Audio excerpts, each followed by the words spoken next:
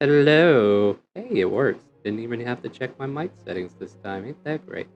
Welcome to Chaotic Calling Streaming. My name is Starwind, and I run a D&D session, around here sometimes. I'm pretty sure I made a video about it. But anyway, I'm about to take some adventures on a trip through Elsparia, currently Corinthia. Tonight we have Faustus? Question mark. I'm never gonna be able to wear these clothes again, am I? Then we have Kronk. Good evening. And we have Elizabeth Arthur. I don't know. I can't combine At this point, I'm gonna break someone's skull. And then we have Jack. Howdy, y'all. The invitation's open if Amara's able to join us, but I don't anticipate her, but you never know. Surprises happen sometimes. Anyway, last time we had made our way through Corinthia, through the Gaiova state. The party traveled to return to Faustus' home city, Calvona. Making it to the Dawnbreaker estate, Faustus had a brief conversation which caused Josephine to pass out and to be tended by Sebastian and Lillian. The group started to leave as Lillian came from the direction of the servants' quarter and asked where they were off to. Hearing that he'll be back after a brief adventure, I might be surmising this a little bit. A dinner time was set and the party took time to explore the city as Faustus worked out some thoughts in his mind. Maybe? I don't know. Distracted nonetheless.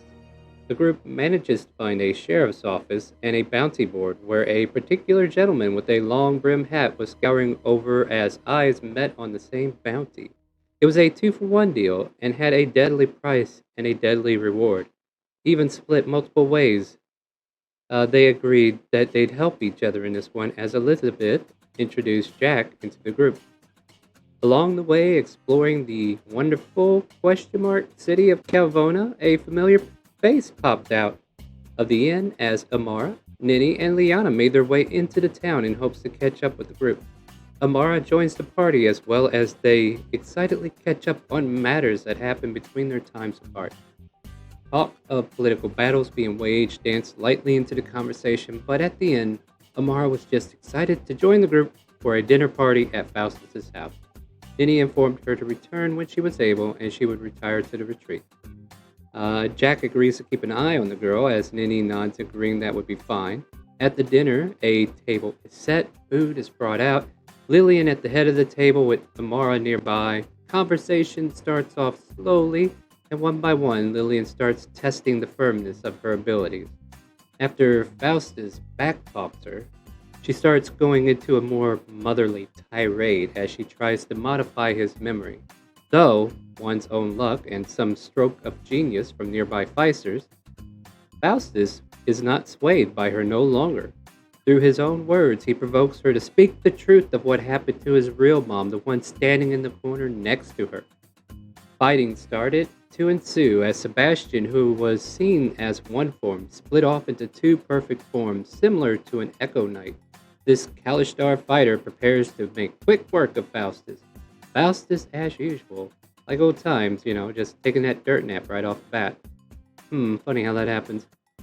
Falls from the attack, and it's up to Shella to use her healing to bring him back from the brink of death. Engaging Sebastian was dangerous as Elizabeth found out next, forced back into their changeling form. Faustus Misty steps over to his mother and in preparation takes his mother and tells Shella to survive as he dimension doors out of the manor. Slowly, the group remaining starts to calm down and Lillian gives them a moment to leave with their lives. Since the boy she raised is no longer with her, the group does so. Faustus' door opens up not to the streets of Calvona, but a meadow-like and sunny lit area, where nature and light intertwine. It was a soft noise from a harp as they approach a beautiful woman in a white toga, golden leaf crown. Illumina snatched the pair up from his dimension door, and after restoring his mother's memories, she offers to him to give up his current pact, and she would aid him in their place.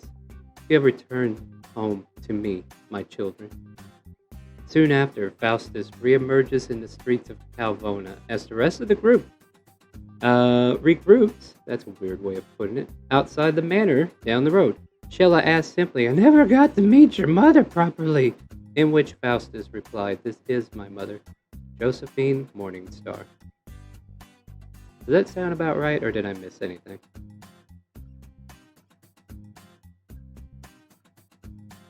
That about covers it. Oh, okay. Don't get too emotional on me. All right. But yeah, here you are on the streets of Calvona. Uh, no more than 500 feet away from the manor that you just put behind you. What would you guys like to do? For now, Amara will be NPC, so I'll hopefully do her justice.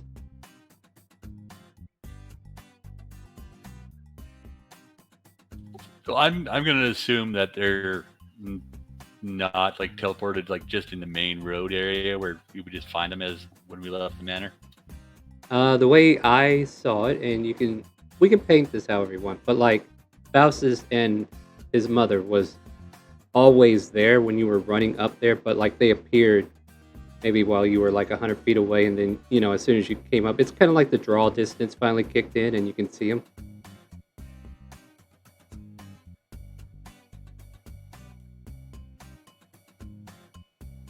Yeah, so Kronk will meander up.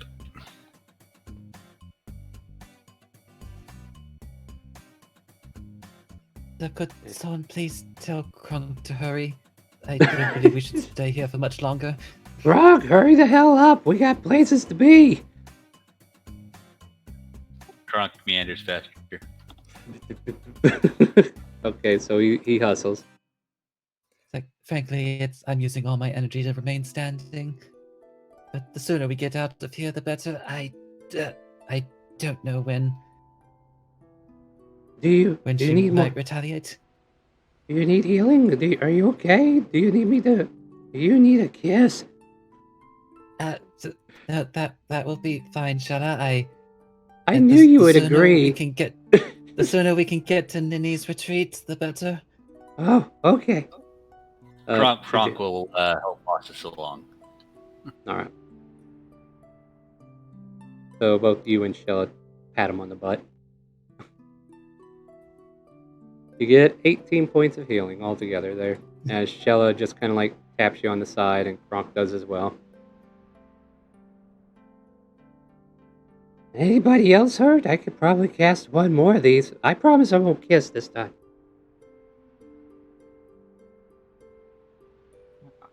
I'm doing mighty fine, and oh wait, I'm still invisible, and he drops the invisibility. I was like, all right. At least you made it out with us. Oh, that's scary. Yeah, well, I wasn't exactly expecting that to happen. To be fair, neither did I. I thought I was going to meet the mother of my husband to be. Stares at Faustus, or Twitches. yeah. The mother gives a concerned look. But yeah, she, after some of your wounds fade, she just kind of like caresses your hand into her shoulder and just kind of like pats you on the back. Though still unable to speak, you can hear the soft mutterings inside her chest, just how elated she is.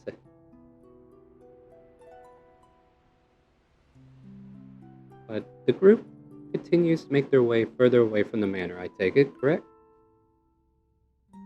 Yep. All right. Yes, post. Post? Are you Taste. sure? All right, Yeah. I'll slow down about 5. Okay.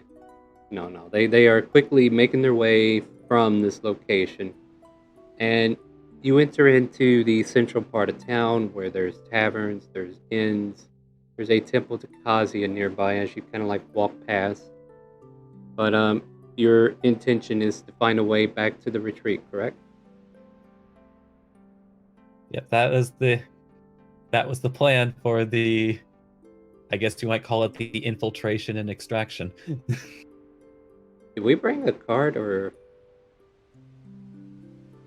where did we park that cart? Well, like it was remember they used a carriage service to get to carriage the mansion or the. That's right. All right, yeah, that's right. I remember now. All right, I was like, I think I remember, but I don't know. You continue down into the city, and yeah, that very caravanish like place that has the if you needed to make a trip, you can head there, or if you wish, you can hoof it or rent a horse or many options available to you.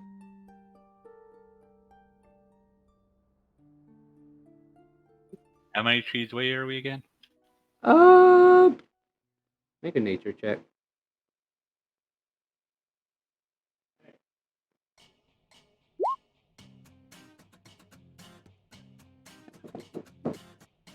Hold on 1 second. I'm being aggravated, apparently.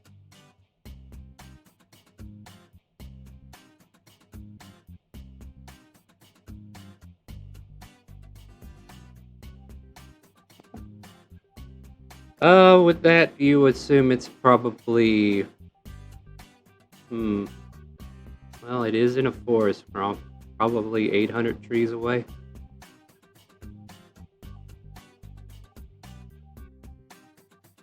We are only a short walk away. Raise that number. I'm going off like 500 Yeah. trees is a mile, so. Alright, that's fair. That's fair. I mean, your nature check is also aiding in this, and that wasn't really good, was it?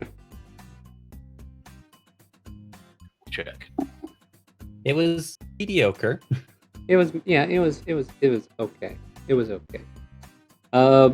As you guys are walking the streets towards whatever venue you're going to go through, you can't help but notice that a large winged creature standing behind you, some 30 to 40 feet away, is walking out of one of these buildings.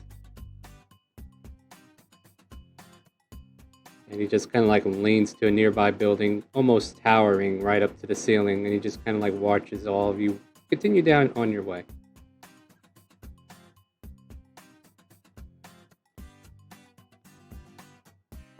When you say a winged creature, I mean this guy right here.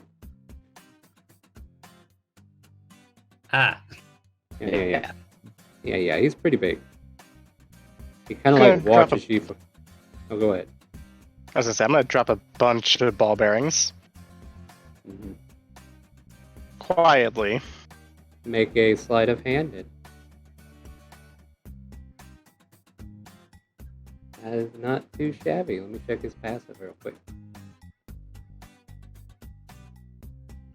Okay, it seems to have been quietly done.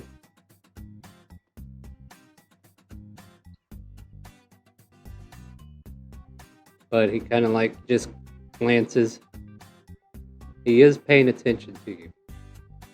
But he doesn't seem to be moving just yet. What do you guys do?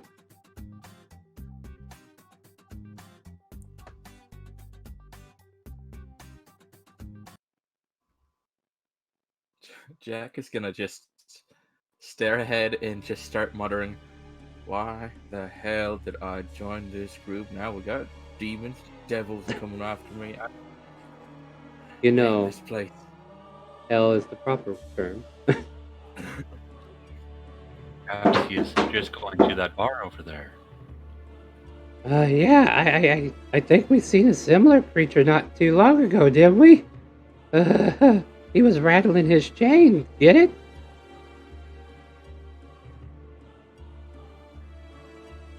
As much as our Faustus does look back. He can at least confirm that this is not the same one. That is true. Hold on 1 second, we got a lot of noise in the background here. It's like no, not quite that one. That I don't believe that is. Just like pauses for a moment. I'll be Father? right back real quick.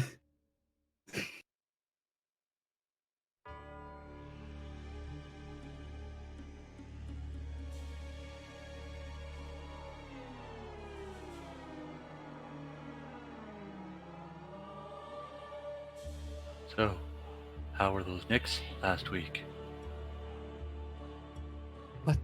What is a nick? They play that sport ball game. I feel like you need to be a bit more specific. I think there's more than one. Is it the one that the kobolds play? Yes, and it has the nets on the ends.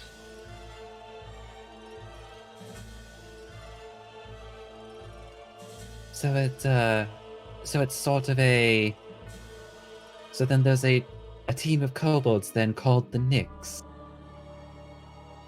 Yes, I think their enemies are the barbs. The Bobs? Yes, and I think there's also the Karens.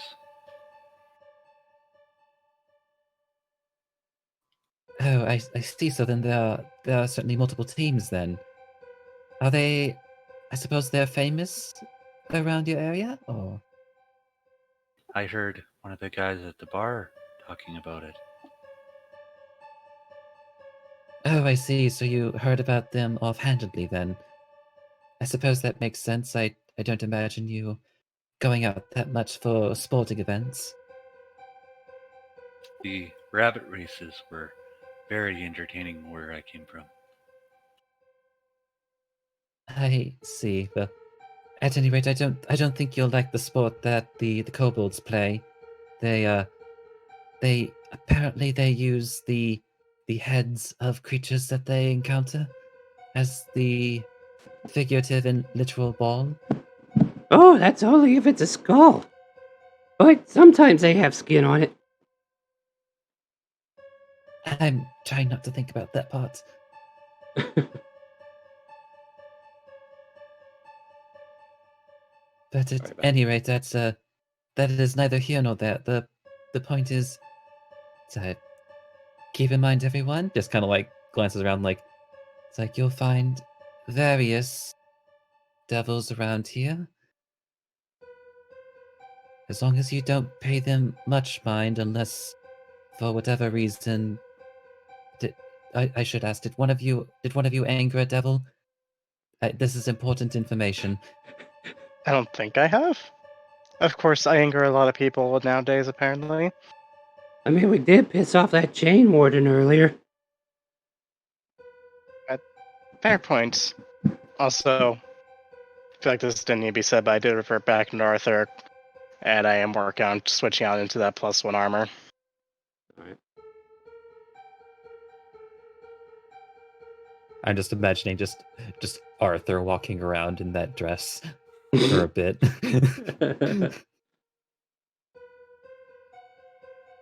Alright. Oof. At any rate.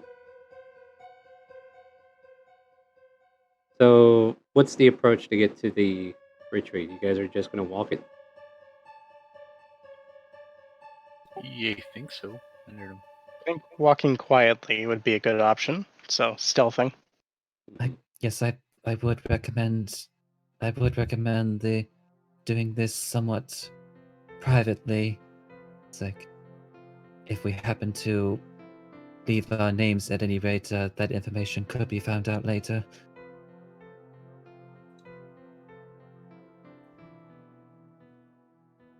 Until we reach the location, let's not speak of where we're going, understood?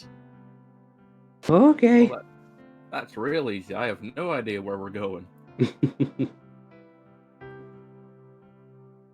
could just It's a imagine quaint Amara. place, no worries, but we must go now. We're going to the place, Amara says.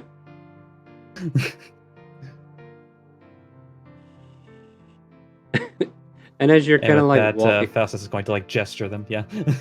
yeah. So as you're kind of like walking off from that, you can't help but notice that devil from earlier, just kind of like leaning off the wall, walking towards the ball bearings, and just keeping his balance as he walks past them, and just gaining a little bit more footing in your direction.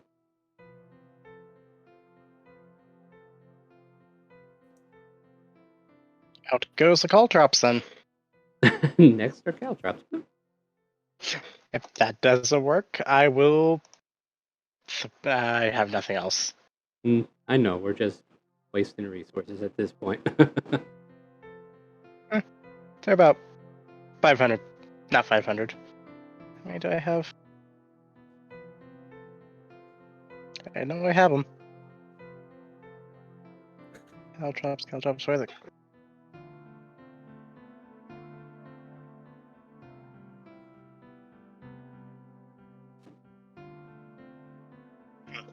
Yeah, I'm throwing down a package of them, so just about 20.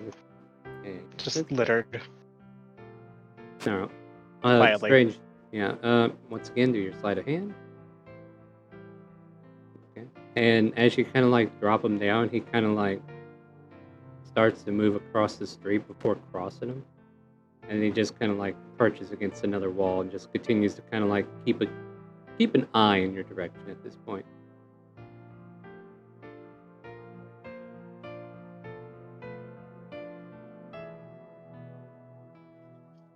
Not good. I think I'm gonna try and pick up the pace just a little bit. All right. Yeah. Maybe he just wants to make a deal. Charlotte, no, you don't want to make a Oh, deal with yeah, that's right. You said not to because he's a stranger. What if I ask his name? Does that make them any less stranger? I mean, technically, I know who they are now. My message works once I know them, right?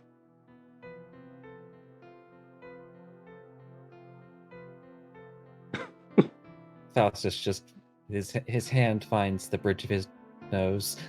No, that's fair. I will say that you're able to vacate the city, and this devilish creature kind of like falls off from sight. And eventually you're just on the open road at the moment.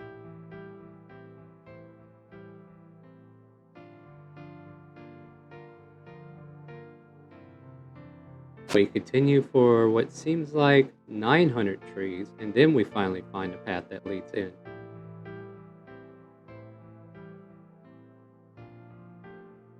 Alright, everyone, now remember, we are going through a quite protected area with creatures you may or may not have seen before. Please, for the love of everything, don't interact with them.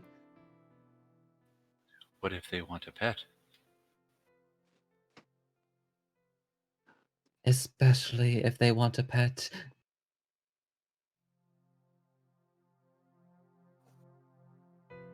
I Just like to pet up things.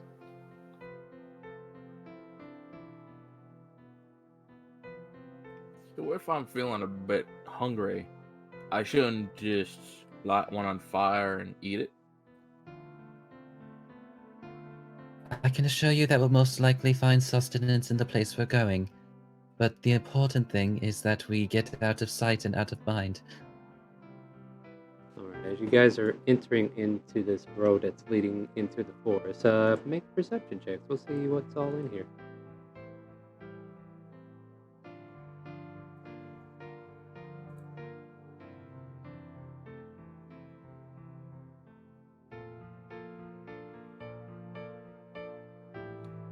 So let's see here. It was dinner time, which means it's probably close to sunset.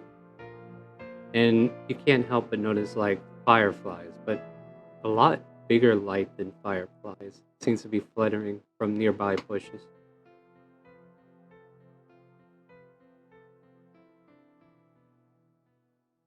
Those are very big lightning bugs.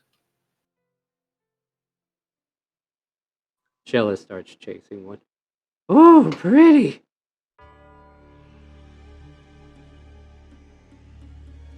It's like Charlotte, Scrapper. don't wander too far off. Oh, no problem, no problem.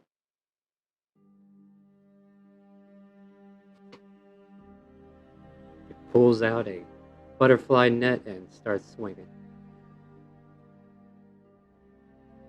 I do not believe I have a jar if she catches one. Well, let's see what happens when I catch one first.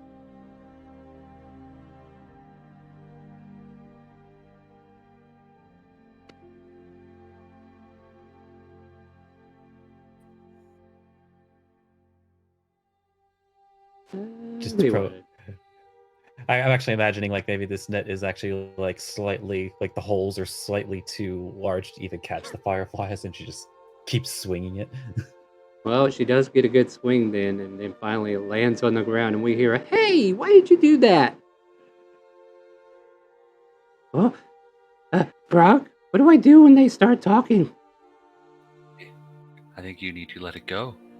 Oh, I'm sorry, I gotta let you go, you're talking. You're not nice, you meanie. and this little creature starts fluttering in the air. Just kind of like sticks her tongue out at Shella and then starts to fly back into the forest. Okay, these fireflies are not normal. They can talk. I don't think that's a firefly. This Oh. be nature? Question mark. Arcana probably, or nature is qualified. Yeah.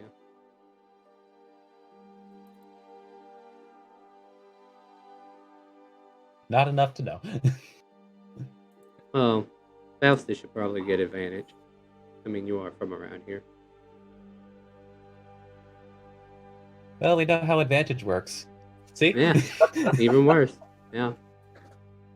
It was a firefly to you the whole time, but for some, like Kronk, I guess only Kronk, that was a pixie. I believe it is called a pixie. They are tiny humans that can fly. Mo. So we can capture tiny humans and put them in bottles? No, we do not catch them. Oh, okay. Oh, I suppose I've heard of them, but I didn't know what they looked like. Huh.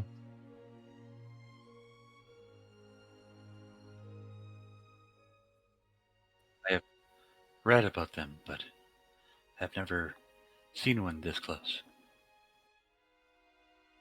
It's like, well, this forest is most certainly home to many, well, I suppose interesting creatures for you all, but Little Pixie, do you know if there are any devils in the area? Make a persuasion check to see if any of them heard you.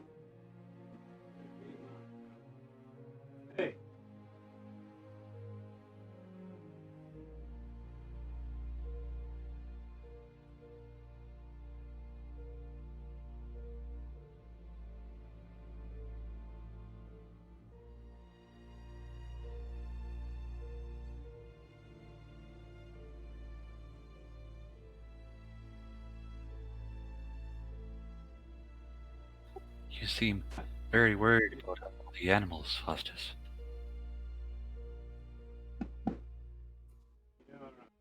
well, I'm less worried for the animals themselves and what those animals are capable of. But most just wish to be left alone. Yes, and some of us, I won't mention names, aren't very good at leaving creatures alone.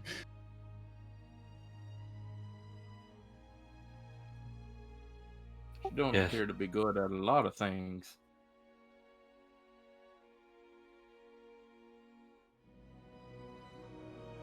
Pardon me? I said she's not very good at a lot of things.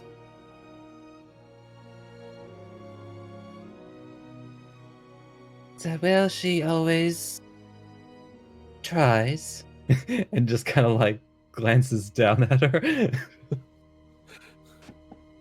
Oh, I'm so sorry. Like, I keep getting asked questions here, and it's getting annoying on my end. My apologies. What did I miss? Jack made a side comment about how like basically Shell is not good at a lot of things, and Faustus just responded, "Well, she certainly tries." Wait. What?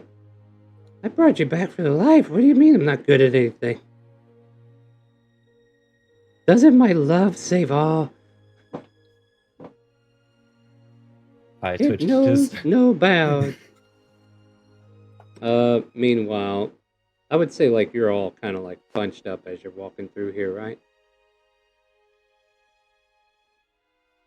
More than likely. Yeah. How about everybody roll me a saving throw? That was a wonderful persuasion check, by the way. I did not forget you. So everybody, What save do you need to make? wisdom saving throw for this particular ability.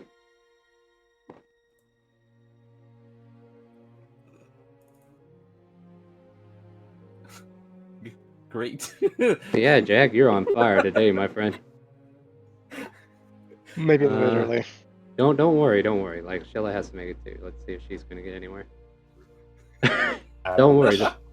The target of interest has been confused. It's all good. So basically now, as you guys are walking, all of a sudden this, little spiral wheel kind of like appears over everybody's head for a moment, but because everybody that saved, it goes away. But then in everybody else, the eye is just kind of like spiral for a moment. And then I need Jack and Shella to make a D10 just to see if they keep going straight or if they wander into the forest. So Shella gets a 4. What does that make her do? Creature doesn't take an action. So Shella just stops. You must use all of your movement to move in a random direction. So, and Jack, just roll me a D8 again. Neat. So you start. So technically, you guys are starting to go east, which would have been 3. All of a sudden, we see Jack just start running northwest into the woods, and then we hear this laughing in the background. Love of. So, I am going. Jack, Charlotte, where are you going? No, she doesn't I thought move. we had She this stops. discussion. Yeah, Oh. Shella just stops. Jack's the one that ran into the woods. Yes, and I'm gonna start giving chase. All right, so as you chase him down to catch up, roll a D10 again. As we D10. enter, the second round. Or D8. D8, I apologize. Oh, dear. Or wait, it's supposed to be a D10. I do apologize. I ain't reading right. D10. I was wrong. Okay. So Shella gets a 9.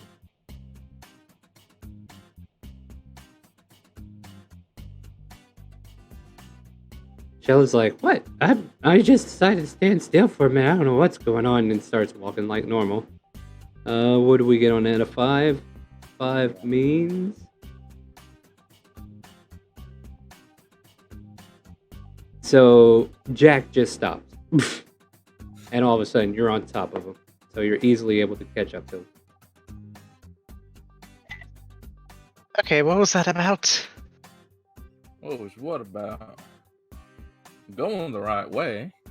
No, we need to be going that way. And then another D10. Yep. As 6 seconds pass. 3 and a 6. Once again, Shella starts to move like normal, then she stops. And then, you're able to move normally this moment. Yeah.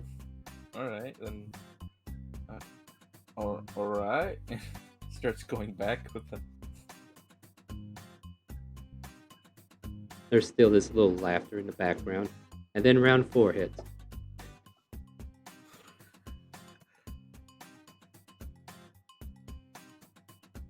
So another D10 from you, Jack, as I get Shella taken care of. Alright. 7. The creature uses its action to make a melee attack against a randomly determined creature. Oh no. Oh no! Oh, good thing I So- don't have melee weapons. Yeah, well, you try to bust him upside the head with your thunder blast or whatever you're using for a weapon. Like you try to, pistol whip him. I'll say like it'll miss automatically just because you yourself wouldn't use it this way. So I would say like Arthur would see you swing it and then kind of like react to it, and all of a sudden like his eyes are like phasing in and out, like the dilation of them are changing as you're kind of like looking at him. So he's under some kind of effect. And Shella just doesn't move again. I'm just chilling out. And then, so Jack takes a quick swing at you, and you kind of like react to that. And then once again, we're on round 5 now. What were you saying, Faustus? As she continues to walk with you now. And Jack, all of a sudden, just blank look on his face and doesn't take a move, action, or anything. Just stands there. Like the hammer of a slot machine that's just gone cold.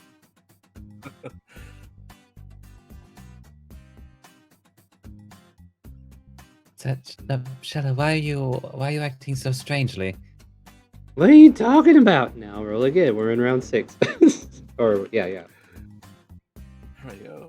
Unfortunately, there's no way to force this concentration to break because the little creature's like flying around laughing. So an 8 will make you swing out again. Oh, this is fun, guys. And then a 5 will automatically stop Shella from reacting to whatever you were saying. So the conversation just dies with Shella. All of a sudden, the hammer of the weapon that you used just goes slinging out. Once again, Arthur's like able to react to that. Arthur, if you're saying anything, I don't hear it, but just saying. Nope, wasn't. Okay, However, I'm gonna kind of slap him after that second one. Yeah. Like, wake up. Yeah. Well, round 7. Let's see what happens. I mean, really, Faustus, I don't know what's going on. I mean, I'm doing fine. And he swings out again at you. Go ahead and do round There's a 8. bee. Yeah. Oh, wow. Shella's just chilling out. I'm going to go ahead and roll the last 2 for her. So give me 3 d10s and see what happens. Oh, God. All right.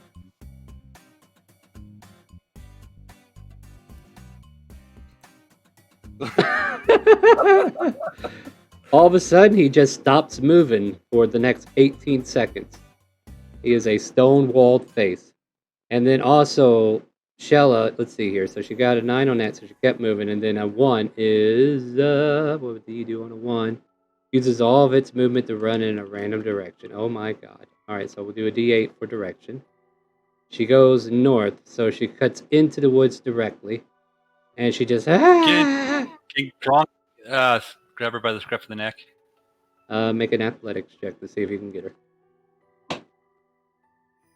14. Let's have her roll acrobatics to see if she just gets out of it. Yeah, she just. The neck was a little too fast for you, Kronk.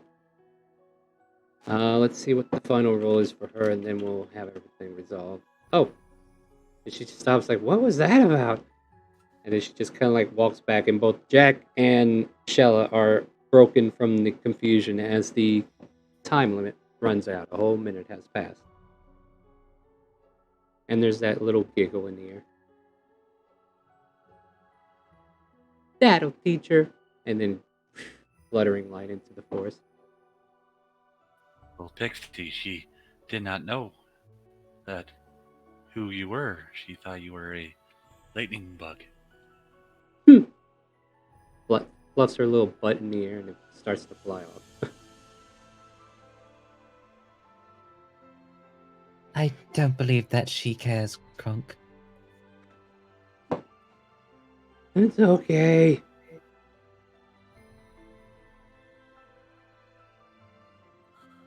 All right, let's get back to the group, and let me make sure to tell Faustus that another reason I'm not trusting Shella all too much right now. Oh no. Well, you know. I saw her as a throwaway character when I first made her anyway, so it's fair. At any rate, the journey further into the forest trail kind of leads out into this open retreat. There's a warm hot spring pond that is off to the right as soon as you come in. And then there's a retreat, an oriental looking building where there seems to be some activity going on. You can kind of like see shadows from the windows nearby. And Amara quickly runs in and says, Nitty, I'm home. And the rest of you approach. If we can go to that map. Where's that map? Many of us looking like shit. Oh, yeah. This is what you looked like before you left. Or at least 2 of us. So, go ahead and delete that. Go ahead and put your new token on the board, even though it's the same picture. And those who are not on the board, feel free to put your token on the board. And How do I? you grab the word of your name in the journal and just drag it onto the board. Like, just drag it from the right into the left. Okay. Welcome to Roll20. Mega, you're not as your character right now.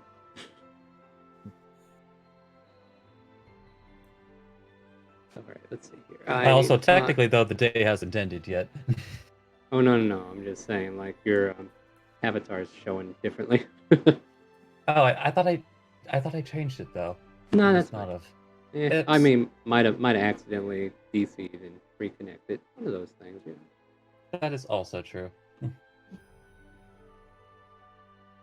All right, gathering up all the lovely NPCs that are here today. 5 in total. What are we missing here? Oh yeah, Faustus. Okay.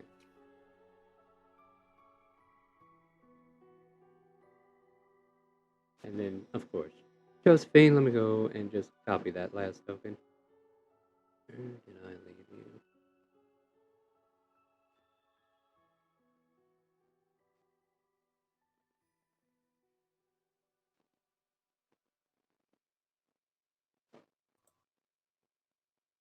All right. So you approached the retreat. Seems you have gotten here safely. And Nanny kind of like comes to the door to greet everybody as Amara just kind of like runs up and gives her a big old hug. And she just kind of like looks out. Seems that you're all back. And for a dinner party, this doesn't look like it turned out the way you intended. Cuts to Faustus's clothes, literally riveted in holes. Yeah, you definitely don't look the part of having a fun dinner. And Ninny quickly kind of like senses the hint of blood in the air and the differation of the air as you kind of like feel a soft breeze just kind of like overcome everybody. There's a small breeze that oddly going in different directions. Like it's not coming from one particular direction like the wind normally blows. Faustus died again. Faustus, whatever are we going to do with you? But alas, it looks like death has not taken you. Yes, if only barely. I think I might need to sit down. If you would like, there's a place over here to the side where you can change, maybe find some bathing clothing, and if you wish, you can partake in the hot spring. It will help you ease your pain.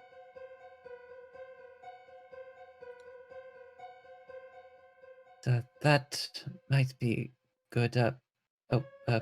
Please, could you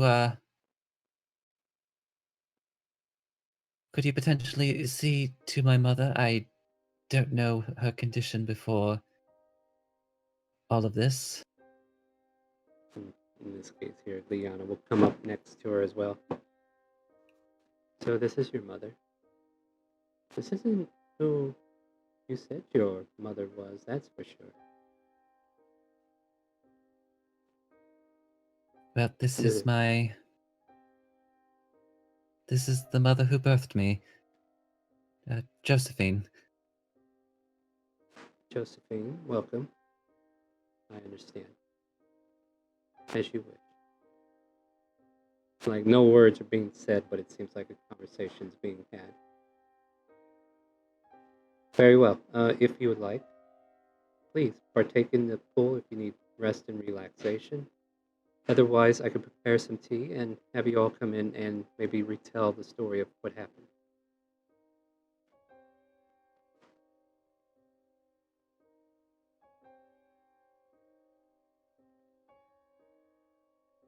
Yeah, the Faustus does make his way to it just to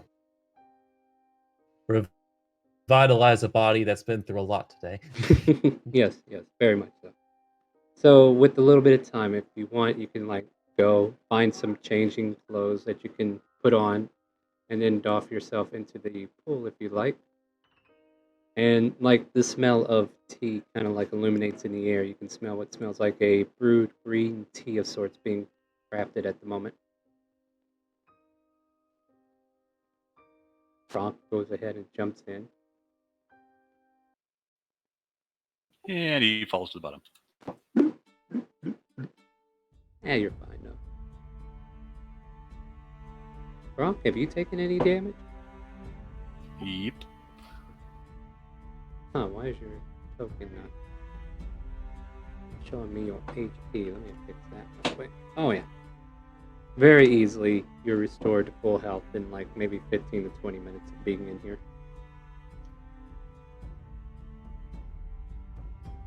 Like the cracks and dents that you've suffered in your shell and your skin start to kind of like tingle, and then the water just kind of like seeps over it, and then the healing properties of this hot spring starts to kick in. Eventually, over a 15-minute period, I would say both of you are returned to your maximum HP.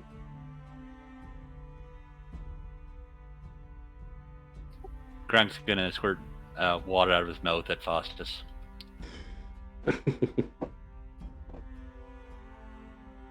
Actually, we'll see how well that works out. I'll make like a deck save.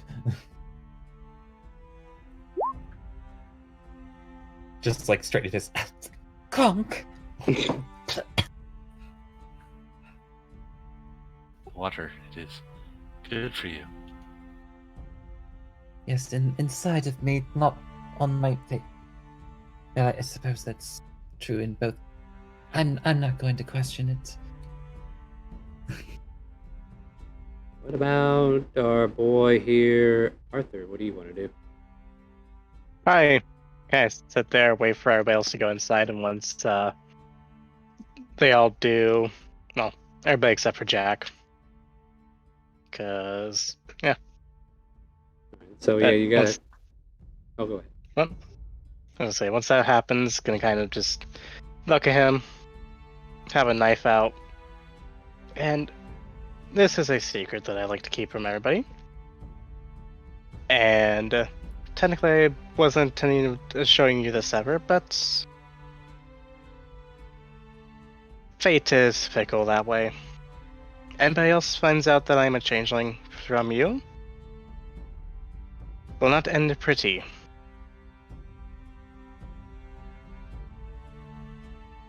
Oh, I see that.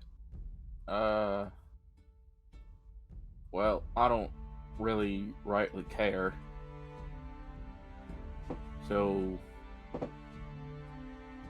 secret kept safe.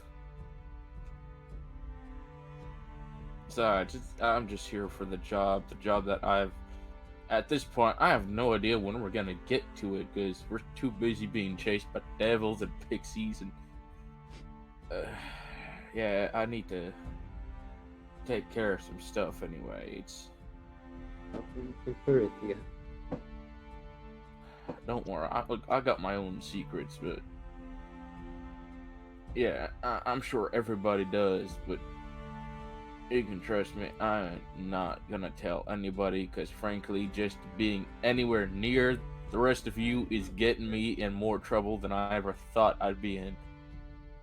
So, that being said, I'm sure if I had decided to tell any secrets, it would just land me in more hot water, and not the good kind like those two over there.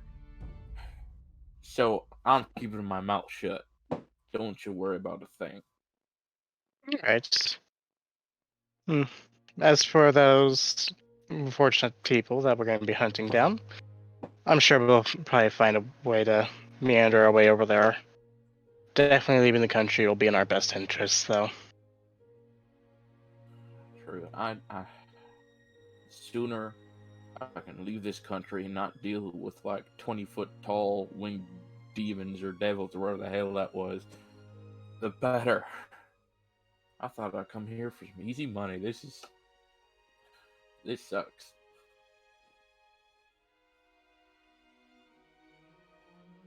Alright, so with Kronk and Faustus rejuvenating in the pool, Arthur and Jack having conversations about what's to come, Shella and the rest of the girls all go inside the retreat where tea is being prepared, people are being seated, and Faustus' mother is being tended to. Well, what would the rest of you like to do?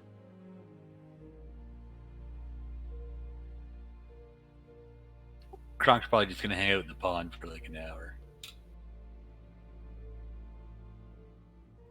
It's like, well, once Faustus started feeling better, he he does make his way out, and kind of like using the clothes that he had borrowed, like redresses himself and makes his way back to the interior.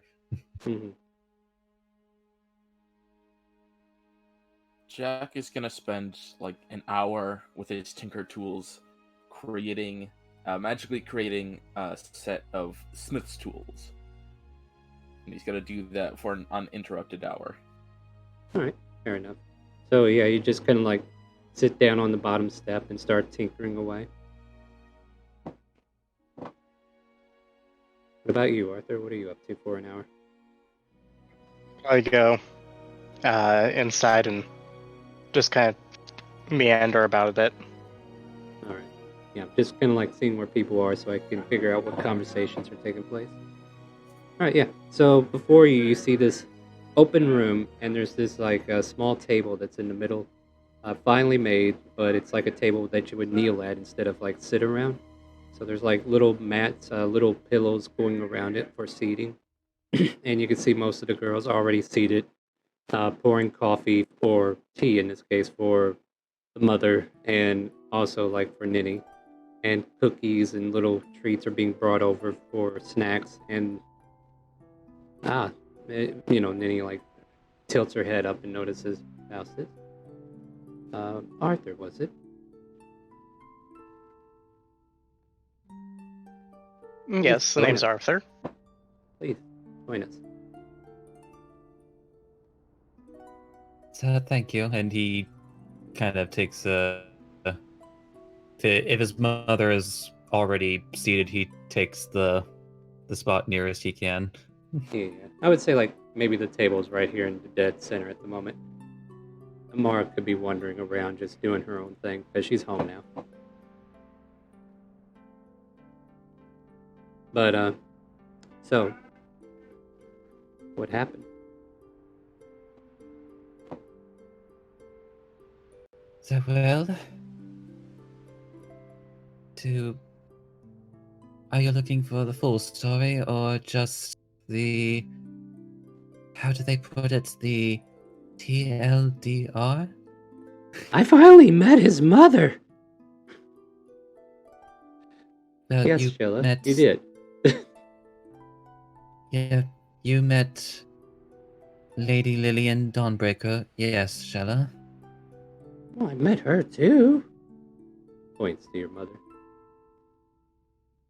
Oh yes, Well. you did that, but that's skipping ahead a bit, isn't it? Oh, yeah, yes, please. I'm sorry, I'll shut up.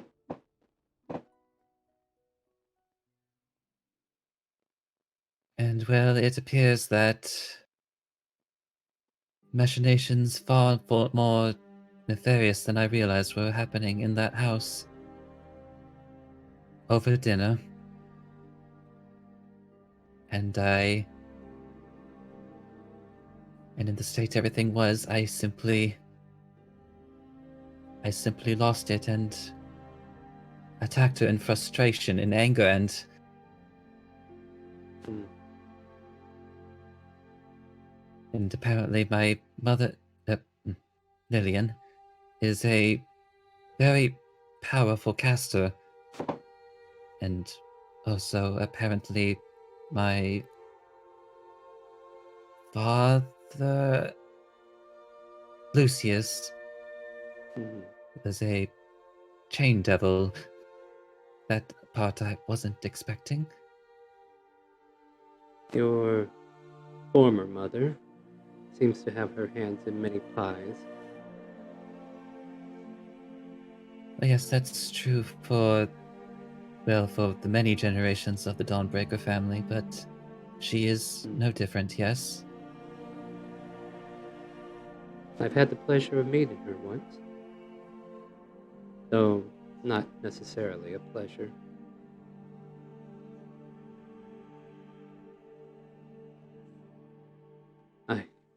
Sorry, you have she my was- condolences. And she was fully prepared to do whatever it took to keep me. whether I wanted to be there or not.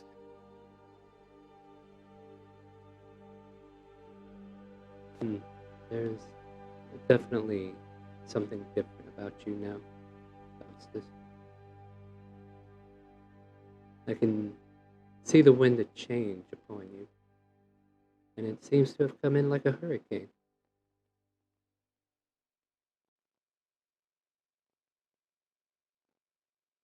But as my mother and I made our escape, we were taken to a place I've never been to before. And this might sound strange, but we met before the Lumina. I see. That goddess has many eyes as well, it would seem.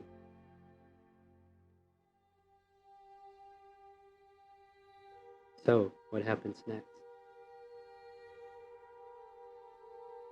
Well, there is no doubt that Lillian will do whatever it takes to get me back.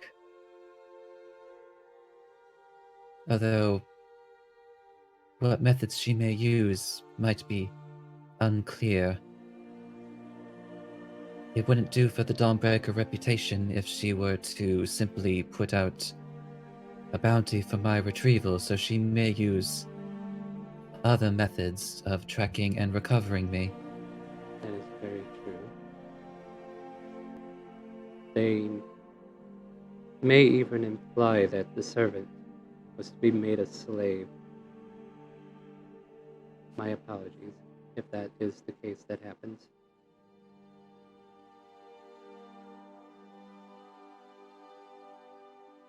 Just kind of like looks to his mother, and I'm afraid to this end that I might have actually put my mother in more danger.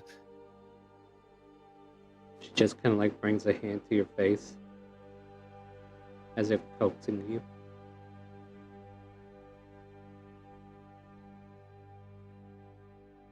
I agree.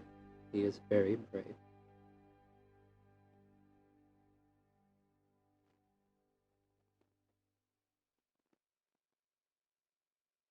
What is it And that I you need? suppose I Oh, and like and to that end, any gesture, and he kind of like looks out to Shella, Kronk, Arthur, and even Jack. It's like I'm afraid I haven't had the chance to say, but I apologize for putting you through, well, I guess what you may call family drama, but I also thank you for, well, putting the family back together, as it were. Sorry. Oh, it was nothing. I've been through worse. After all, that ball with Rissa, that was very scary. I mean, honestly, Sheila, that doesn't really pale in comparison, but Well, I was the one that was sent to jail with two bad guys. and I'm the one that nearly died. What? What happened to you? I don't even know if she knows. Yeah, eyes are gonna go wide. It's like, actually nothing. Still nothing. Oh. Anyways, no, just But- ignore me. Are you sure? Do you need healing? I can help.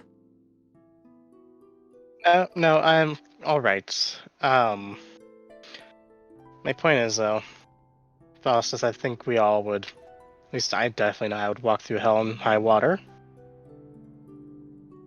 If you asked me to. I suppose hell is an apt term in this case. It is a bit true.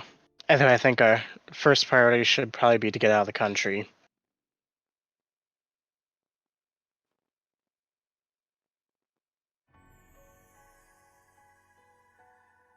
So with Like, that idea, actually, I'll Faustus just does think for a moment.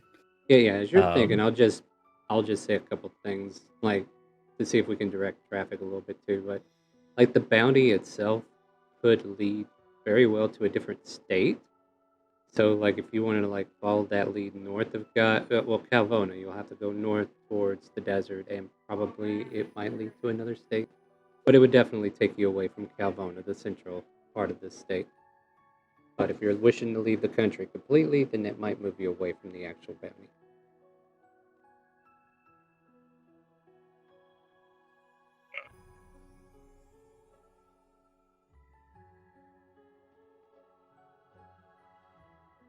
You do need to decide on what you plan to do and what you need to ask.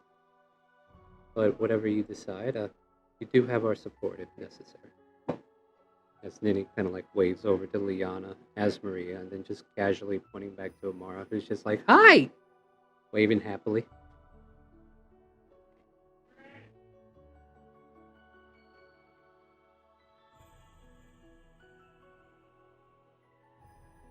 Oh, me and Jack both have business in the north to attend to first.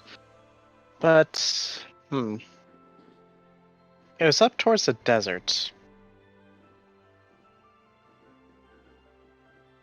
How much I do remember.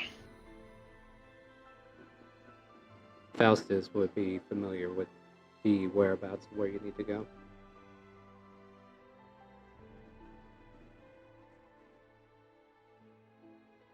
So, well, if I'm going to be... As after all, Udell did assist me in an extraordinary way, that it would be most wrong of me to not assist you in meeting your endeavors as well. Though I will need to make preparations to secure both not only the safety of myself and my mother, but you all as well. Nini, Yes. do you perhaps have any resources for guarding against certain means of tracking? If my mother is truly as powerful a spellcaster as she is, she may have access to... That is true. And since she is most certainly... I guess, actually, maybe I should roll an Arcana to see if he actually knows that much about scrying. Do you have access to the spell? So no, that's a level 5 spell, first of all. Well, yeah, I'm just saying, would you have had access anyway, though? Like, would warlocks have access to? Like, even though you yeah, couldn't actually, I think warlocks like, do yeah, have yeah. If access it's to if it's scrying on your spell. spell list, I would say like you're familiar with it. Even you still roll pretty good though. So yeah, you're familiar with it, and you're probably also clicking a couple things like, oh, that's how she knew where I was that day. You know, like some childhood memory comes to mind. It's like thinking it, like actually his eyes literally bright up. It's like, oh, no, now that I think about it, she most certainly is able to scry me. And there's no shortage of... And due to how long I have been in her care, like any attempt she makes would be most easy to do. And that might put everyone who is with me in danger as she tries to recover me. The only solution that any avid adventurer could even tell you is to seek a ring of mind shielding. I personally don't know of any enchantment similar to that could dissuade this magic from happening, unless no, not. She just kind of like retreats to herself. So no, please, Nini, if it will keep everyone safe. It's not necessarily safe to do. And as Maria looks at her concerned, wait, you're not thinking about walking? No, I won't. I promise.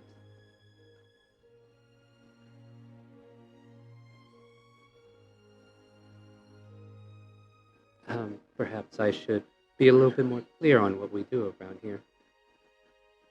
I am a teacher of sorts, and my talents, I consider them very intriguing as they intertwine the powers of wind, and you can see like this soft breeze kind of like breeze through. as it intertwines with other elements. We call it walking the path. This is the way of the wind, and each path is either fire, and then you can see like a spark of flame just kind of like light up in this wind, or even ice, and then the flame just freezes over as it turns into like a hailstorm, just kind of like bleeding on itself, or even the light, and then it just shatters, and spectacle of like little dotted lights kind of like float through the air. Walking these paths are not hard. The elements are definitely worthy, but the taboo is never walk the dark path, the path of darkness, the realm of nefarious. But at the same time, the path of darkness blinds people to things that they want to see, as I'm sure your goddess is well aware of.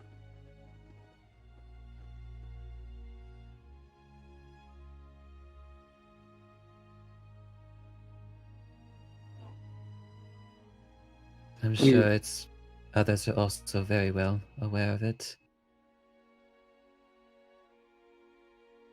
Not that it has any immediate risk, but opening that path definitely invites a very shady character to the field. So probably not our best interest to go that way. There may be a shop in Calvona that could sell you a ring of mind shielding, but with the rarity of such an item, it might be hard to get a hold of, knowing how many people are always looking to stay hidden from those who pursue them.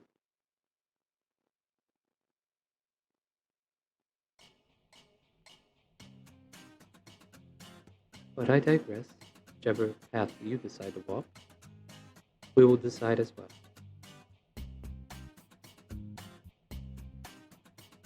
Faustus closes his eyes and then opens them again and looks to Nini. All my life, whether I was fully cognizant of its consequences or not, I've been walking the path of darkness for far too long, and I can't ask someone else to do it as well in my stead. I refuse to walk that path again. There is no harm in what you say, that's for sure. I have walked this path on my own once, and it has brought me destruction, of course. But it has led me to, and she kind of like puts her hand in the air, and she seems to be petting the snout of an invisible creature, of one who protects me now.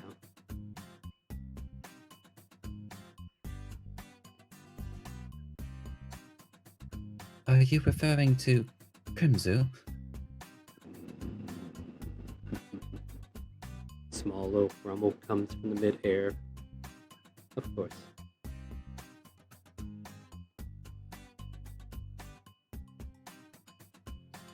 Not that it matters. This bellowing voice comes from this invisible location.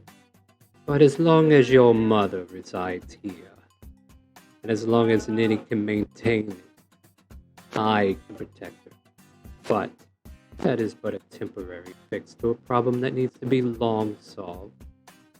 Whatever will you do?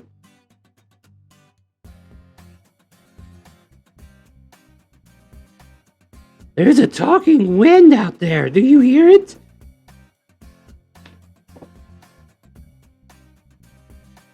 Faustus just blinks like, oh, that's right, you weren't around when Crimzu introduced themselves. A little smirk on Nini's face, just kind of like sees that she's having a little fun of her own. But as Maria and Leon are still looking like they've heard a bad conversation. And Amara just being as clueless to what's going on as she's preparing the next cup of tea for everybody. And you know what? Let's go ahead and take a break there. I gotta deal with some real life issues. I gotta silence my dad, who keeps forgetting I stream at certain hours. But I gotta run some errands. We're gonna be right back. Give us about 5 to 10 minutes. And we'll get back into this action, okay? So take your time. Get you some drinks. get you something to eat, get you something to snack on. We'll be right back.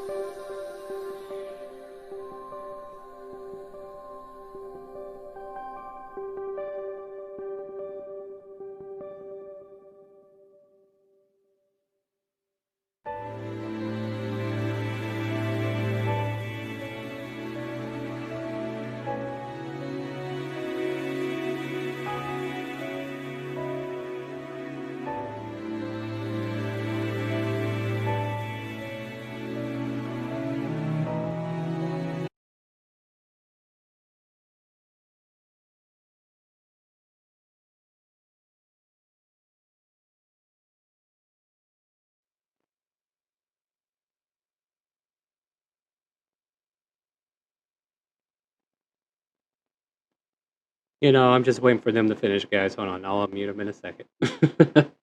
All right, yeah. All right, so we are back from our break. Welcome back, everybody. Sorry if it took a little while. I had to take care of a few errands, make sure we can get through the rest of the night without any difficulties. So we were at the retreat. We're having conversations about what happened and also what comes next. So, yeah, let's jump right back into that. Maybe even gave you guys a little bit of time to figure out, like, if there's something in particular you want to do here at the retreat. I know Jack is new to this place, so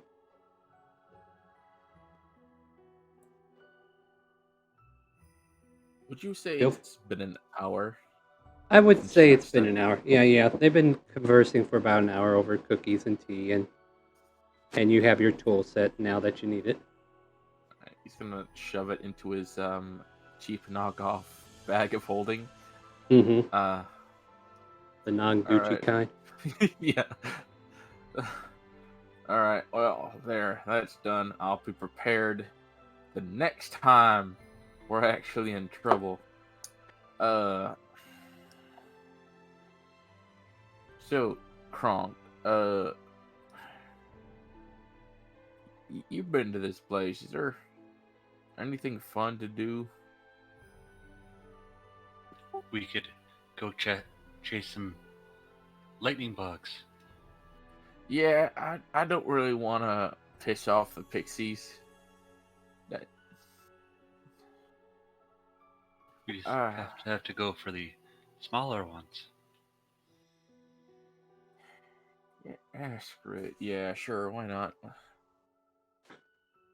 So for a little bit here, Jack and Bronk are going to be chasing fireflies. Is that what I'm hearing? Yeah. Jack is gonna be like unenthusiastic about it. He's just holding his hat in his hands like, "Come here, fireflies." That's so not even tried.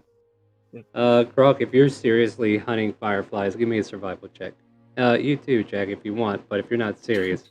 We are going to say this is in Kronk fashion, right? He's not running after these things. Oh, no. Yeah. Amazingly, you slowly sneak up on one of them, Kronk, and it just lands on your finger. Buzzes there for a moment, and just like that, also, Jack, at the same time, one of them lands on the bridge of your hat. You got it upside down, so it's like there at the edge piece, right where the headband starts.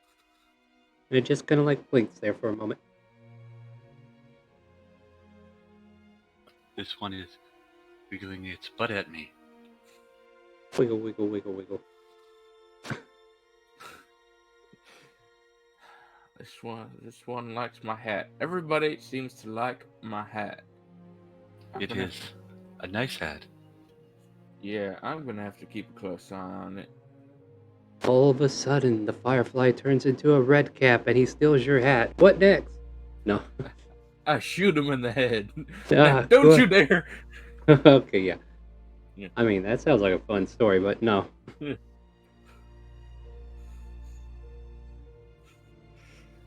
So Kronk said it slowly put his mouth to his hand and see if he can snip this lightning bug. So you bring this bug up to your nose, you take a sniff, and then all of a sudden, uh-oh, something's in your nose. No, a snip. Oh, Not sniff. you're gonna bite at it. Oh, are you hungry? Clarify for me. Are you actually taking a bite of it? Yeah. Okay.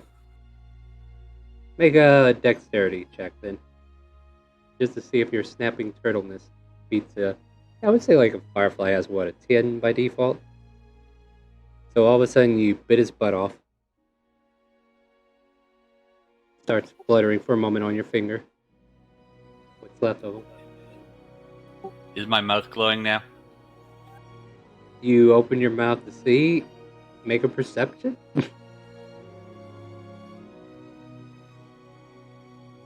The bulb that you try to steal from this firefly goes out as soon as it leaves its body. There's a little bit of glowing goo on your lips, but it's not like glowing in the way that the butt was glowing earlier. I am distraught. Yeah, the butt glow is not with you, my friend.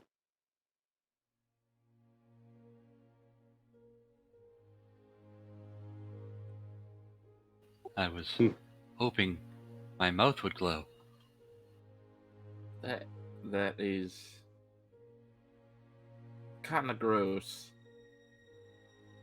I don't think I've ever seen anyone eat a bug like that before. Well, at least not an adult.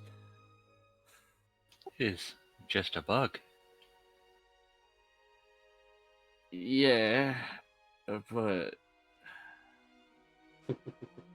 yeah. All of a sudden flashes to a gnome friend who probably would have been disturbed about that. Then back to reality we come.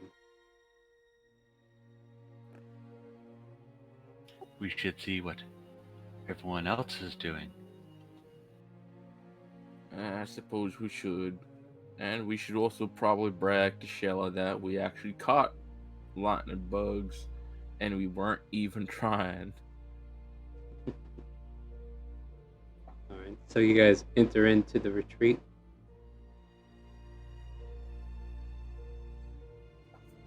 And almost on cue, as Maria picks up a tray, she makes room for you if you want, Jack. And she sets down a cup of fresh tea and some cookies. And then she goes over and helps Kronk as well. And she kind of smirks. If I recall correctly, you enjoy greens too, right? Oh, what's that on your face? I found a different kind of greens. That's...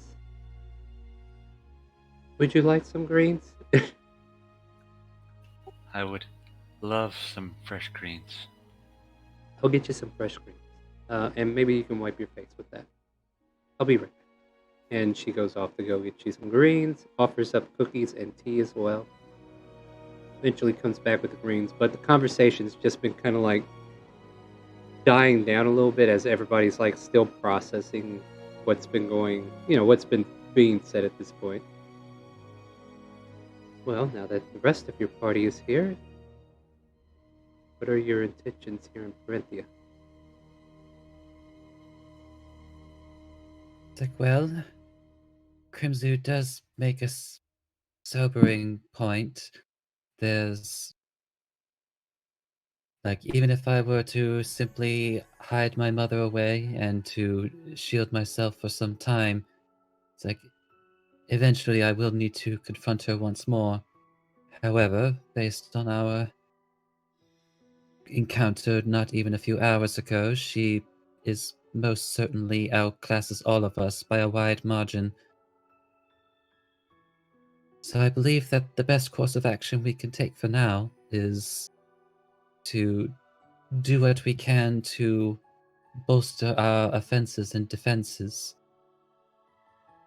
in whatever way we can, and hopefully doing as much good as we can along the way. I see. There is a lot to be done in Printhia, even if it's just a small part. As I well know as well, considering the situations I too must partake in. I do fear that I will indirectly have to face off against your mother soon, on a different matter. Of course, for the unison of the states. Of course. And I guess I should quit using the term your mother. My apologies. I am being rude. It's quite alright. It's going to be an adjustment for myself as well.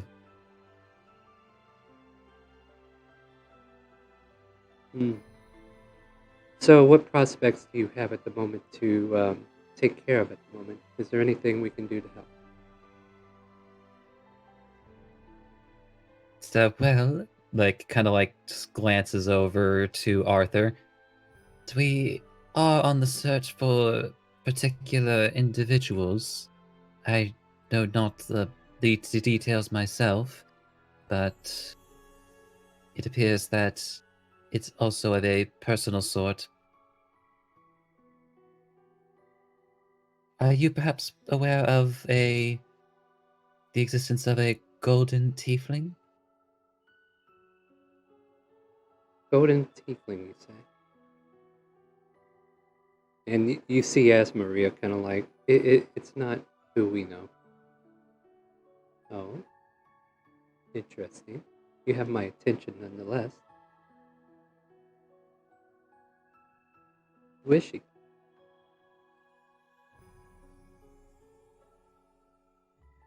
It's like, I don't know them personally, but it appears that Arthur, and just kind of like goes over to him, is a bit more keen on any pertinent details.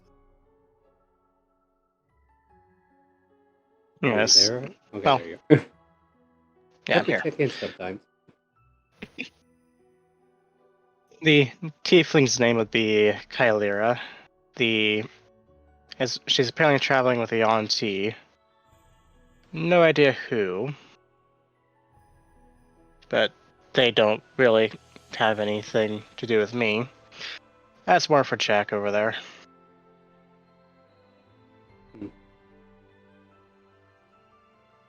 Perhaps I could scribe for you.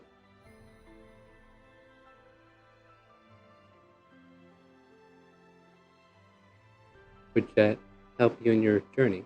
Or do you have other means of taking care of this adventure of yours? I think preferably not going through town would be good, but inevitably I think we would need to anyways, because I had a few ideas in mind. They've been apparently ambushing convoys, so just gotta send one, or form one anyways.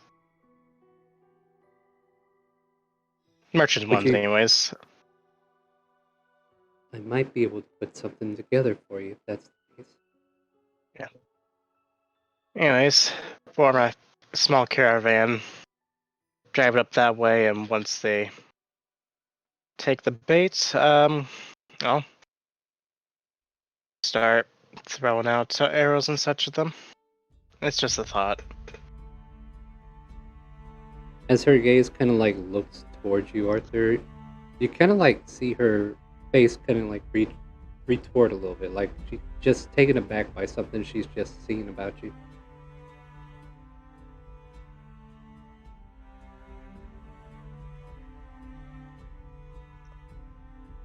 Can I make an insight to see what that might be? Sure. Let me pull up my sheet real quick. Mm-hmm.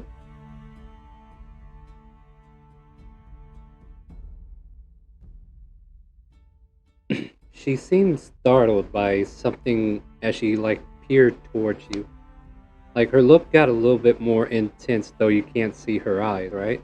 It's underneath the veil, but as she's like focused on you, she just all of a sudden just pulled back. It's almost like she was looking into you. Is there something wrong? I'm a little confused. Have you, can't help but hear a laughing voice every time I look towards you.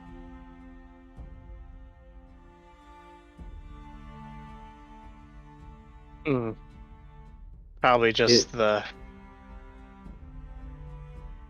It's chaotic in nature. Maybe. Who knows what it is at this point? Could Did be I my mi- past trying to haunt me, could be devils are playing tricks with me. Who knows? Yeah, I wouldn't call her a devil, but you know. I digress. You need a merchant group put together, you said? A convoy? Yes, preferably if we could avoid actually involving any proper merchants, that'd be good. Or ones that know how to fight properly. Are extremely unlikely to get themselves killed in this mess. If you're wishing we can help you, there is an adventuring guild that we can put a request out for. How long do you think it would take to pull that together? Probably 2 to 3 days. First day would definitely be to get the request out, but pretty sure we can get things started pretty quickly. In the meantime, if you are in need of respite and you don't trust the city, there are extra beds in the room next to the retreat. You may rest there if you need to. Thank you. And most definitely, I don't think I trust the city, especially if we had to go back there with Faustus right now. That is probably fair to assume.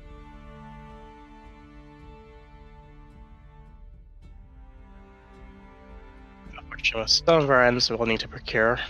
We'll need to go back there. I have a few things I want to collect myself.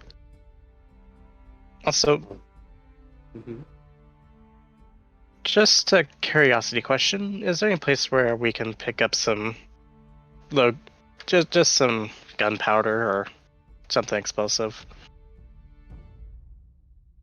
It would add an additional effect to this plan. I'd make sure that nobody gets hurt. As much as I like to help you in that endeavor, it sounds more like what they would use in mining camps. I may not fully know, but I can definitely keep an ear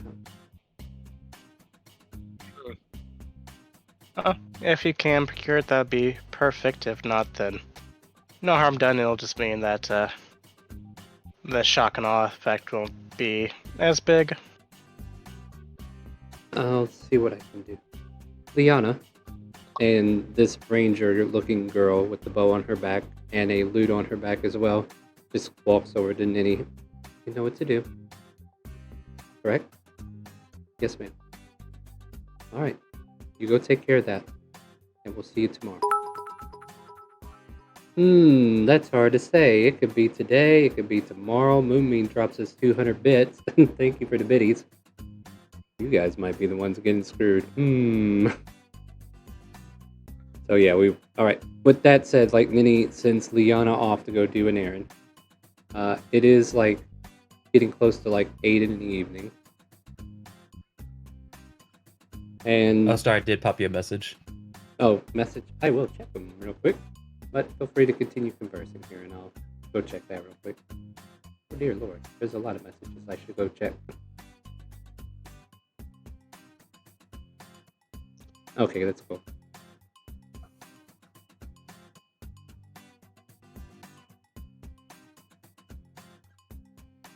Incidentally, would you happen to have any clothing I could borrow? I believe I've literally been... The last pair I had have been entirely slashed, and just gestures toward the pile of clothes with holes in them. Josephine, if you'd like, there is fabric out there if you would like to take your young boy and make him something out of some of the clothes that are left behind by other travelers. You're welcome to check the chest. And she kind of like looks up and nods. And Josephine like takes your hand as if ready to escort you out if you're ready. It's like he nods and I guess like sits up. Stands up. It's hard to tell when you're talking like you're already kneeling. Yeah, so like you can either unsquat, stand up, unkneel, stand up. You know, it's a two-part process. I will agree.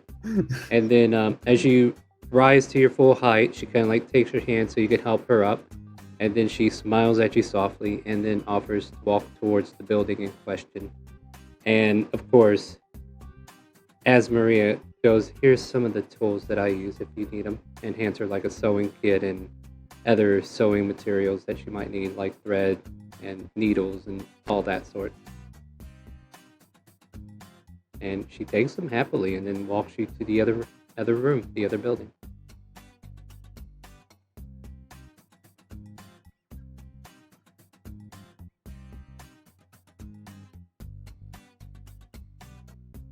So, as Faustus is about to be escorted out, do any of you want to say anything to him beforehand, or is there any conversation you want to have afterwards, or what's the situation? I think Arthur just kind of give him a look of probably should talk this plan through a bit more. I just talk this plan a bit more afterwards, but yeah, that's about it from me. I guess if you are giving it a look, it's like he'll kind of like point his finger at you. It's like, yes, we'll discuss the details later in your head. Of course. Then he'll just nod and kind of just relax a bit. Alright. Shella follows you. So I want to go help. So Shella will go and help. But Kronk, is there anything you want to talk about or do? No, just listening in. Yep, you got a nice fat bowl of greens and lovely cookies and green tea to enjoy. With As mint. well, yeah, there you go. And Jack as well, you have cookies and green tea to enjoy as you were sitting there listening to the conversation. Nitty turns to Jack for a moment as the conversation's died down. It's like, I do thank you for at least taking care of Amara. Not a problem. I know these boys tend to get into a lot of trouble, but I could definitely use a hand. Yeah, well, they have it for now at least. Not unless something makes me stick with them for any reason. If your travel takes you awry and you need to come and relax, then you're more than welcome to come here once more. Thank you. It's... I must admit, I do like her company. She reminds me when I was a bit younger. So ecstatic about crafting and all that.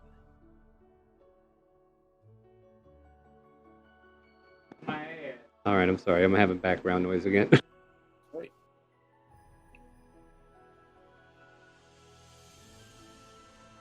I'm hoping maybe Sorry. that I get to at least maybe show her some of my crafts at some point. I'm sure she would enjoy that deeply. I think she's earned a bit of a good rest today. She does seem a little wound down from the events. Yeah. I did not realize it was going to be that dangerous, but then again, those that are too close to me, I can never see their future clearly.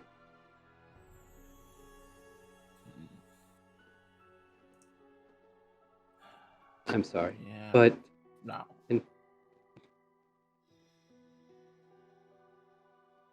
Nah, it's no trouble. Maybe on top of showing her some of my own craft, well, maybe I do hope to maybe take her out shopping sometime. And she seems to like what I like to wear. So maybe I thought I'd get her own little outfit.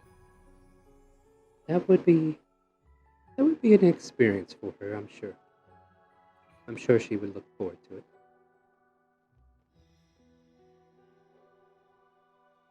In the meantime, you as well, there is plenty of room to sleep in the retreat building next door.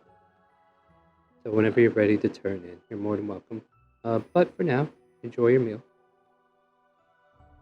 Thank you. As you all have, what, third supper now? Not as just Effectively. snackety. Yeah, snackety. At any rate. But yeah. Ninny is here for your conversion if you want to continue conversing, but I can turn it over to Josephine and Shella and Faustus if you want. Yeah, Jack is just gonna keep eating at this point. Alright. So, you see Josephine open up some of these coffer-like chests that are at the foot of these beds, and some of them are locked, which belong to Asmaria and Liana, but the ones that are not, she has full access to. And she starts pulling out different cloaks from different folks. Some of them are very flamboyant, like a big blue nobleman outfit with the cape. She kind of like pulls that out, puts it up against Faustus, and just kind of like shakes her head a bit. and she goes in and finds some other colorations. She finds a pretty simple white tunic and some decent slacks, and then she just kind of like pulls them out, kind of like thinks of that as her baseline, and goes to work, and just doesn't even ask you for measurements. It's like she already knows. After all, she used to be your servant for quite some time.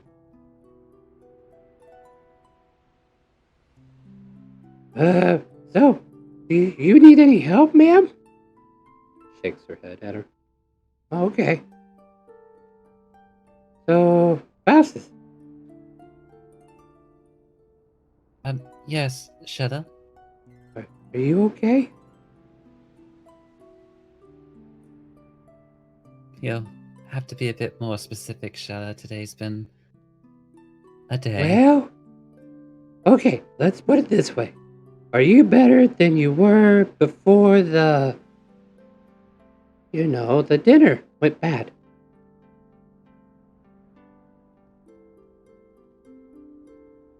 Well, honestly, it's a bit of a confusing feeling.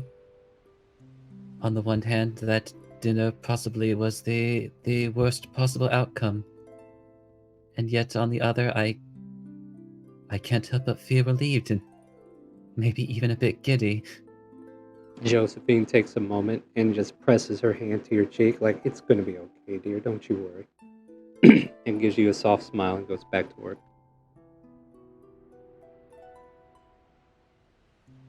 I think from this day forward, I think I'll be alright. I just need to keep pressing forward. When you said you had a mansion, I thought it was a big cavern. This was not what I was expecting, but I guess we're not inheriting that, are we?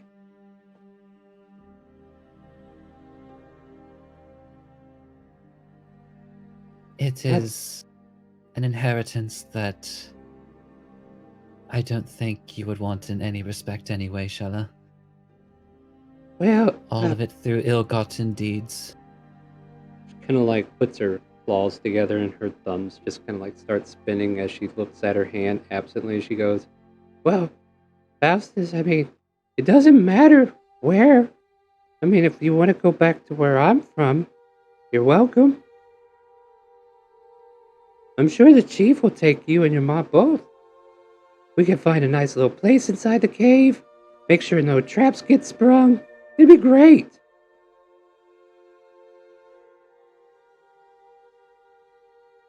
Already 3 bad scenarios happening in his head all at once. Yeah, she's just trying to help. I think it will be fine, Shella, after all. It's like I wouldn't want to impose upon you and your clutch, and Ninny has already extended the offer. Oh, well, I'm just trying to be useful. Oh, but Shella, of course you're useful. Why would you think not?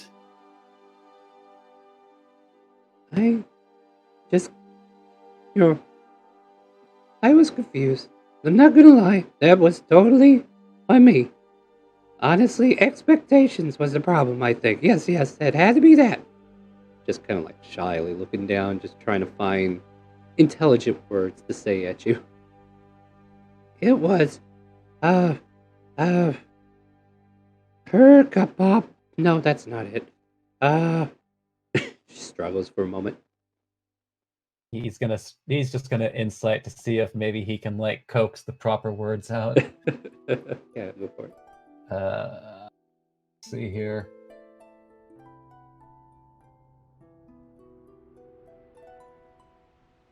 Probably not that great. Not that great. She's stumbling a lot. Yeah, she's just stuttering at this point. I mean, you could use Devil's Own Luck, right? But that's up to you. We can give that a last hurrah. Yeah, might as well, right? 1. Boom. Okay. All right, that works. No. 4. Yeah. 12.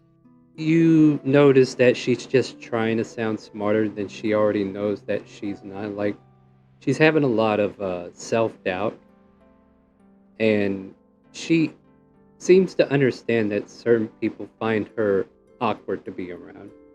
And all of a sudden, she finds herself being awkward, and she's noticing it for the first time. Shella, It's, you don't need to Mhm. do that. Well, I, If there's one thing that I admire most about you, it's that you're always yourself in any moment. Any others I've ever met, they've always had some other intention, some other purpose, but whatever you do, you always do it with your own heart and move forward as if nothing could stop you. Don't she lose that. she smiles at you as well, and kind of like takes your hand into her claws and just kind of like gives you a quick squeeze and it's like, I don't like seeing you sad. So if there's anything, and I mean anything, that I can do to make you happy, you say the word. And even if it means climbing mountains or going through the desert, begging a genie to get a wish, I'll do the begging. I'll grovel for you. You just tell me when and where.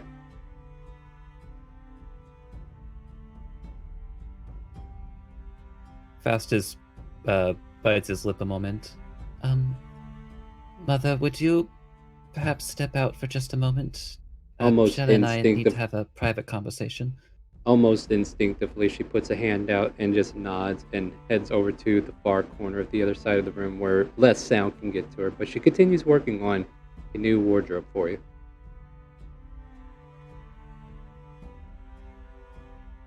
And it's at this point like Faustus gets down onto his knees so that he can like look at Shella at closer to eye level. Oh no, he's properly proposing. What do I do? Inner monologue.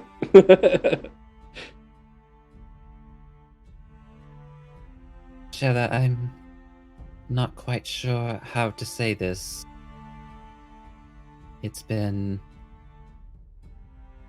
well, frankly, ever since we've met, there's been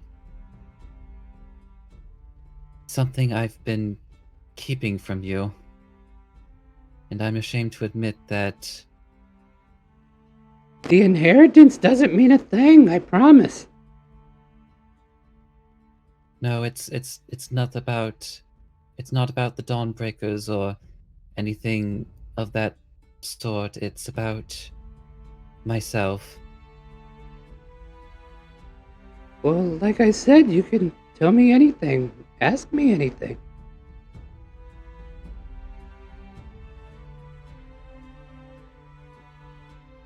My eyes are only for Jeff. No! Oh, give it a sec. We're getting there. Shala, I've been deceiving you for quite some time, and frankly, it's been awful of me to continue this. Flashes back to the dinner. Charade. There's many aspects about myself that I didn't know, but there's one thing I've always known, even from when I was younger. But for one reason or another, I was forced to simply bury it and keep it to myself. This better not be an arranged marriage. I'll kill her. No, Shala. Well, okay, we're good.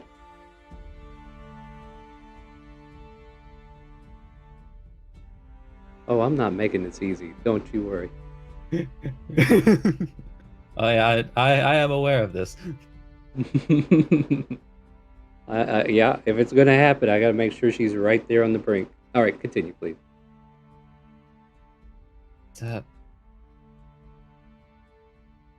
Shala,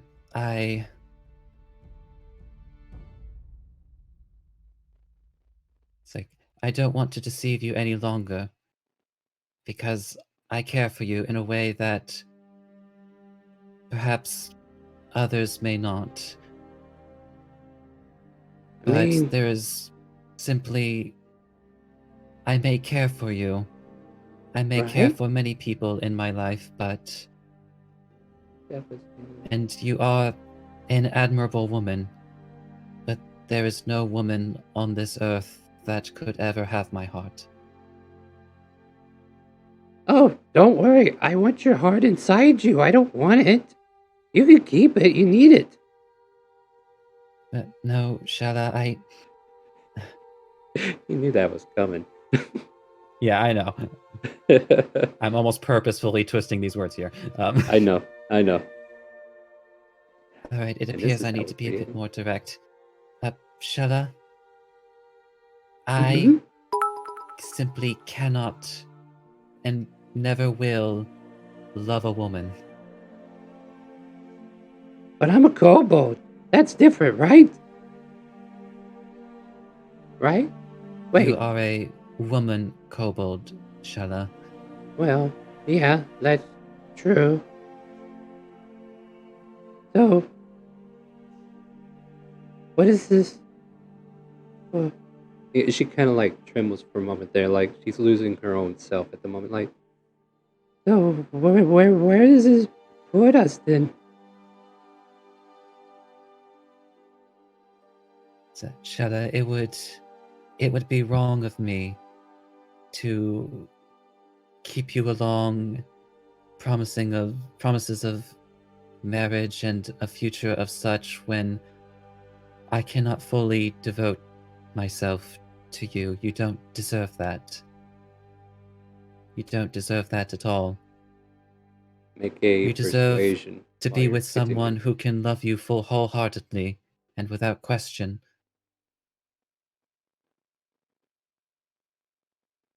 Persuasion there if you're done.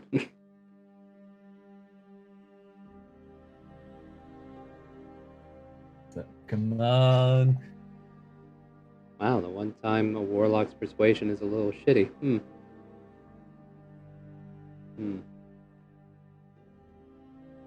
She kind of like buttons her lip up, like she just grows quiet. She lets go of your hand, of course. And it's almost like she seems distant. Oh, no, Moomin, we're so sorry. Thank you for the biddies, though. And you're probably going to torment this poor little Kazuya pet to 250. Yeah, 3 more levels. But yeah, she seems distant at the moment.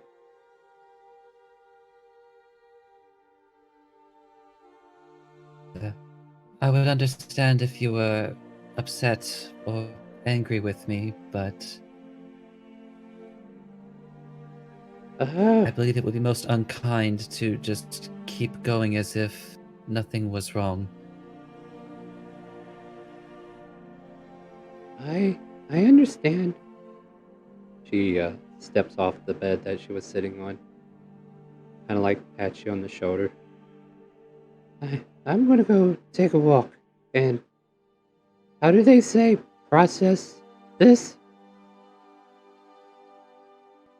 Yes, Shella, that's exactly how you say it. I'm really glad you and your mother got back. That's still important. And then she starts to walk away from you. Just Shella, just don't. Door Just opens. understand, as I said, Yeah. no matter what. Oh, No, that's fair. Like the door is still like thin enough for her to hear through. it's Yeah, like, it shuts behind her, but no matter what, I'll always care for you. it's okay. And then she runs off.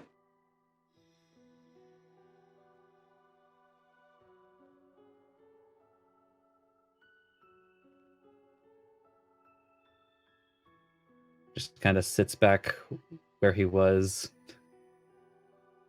exhaling.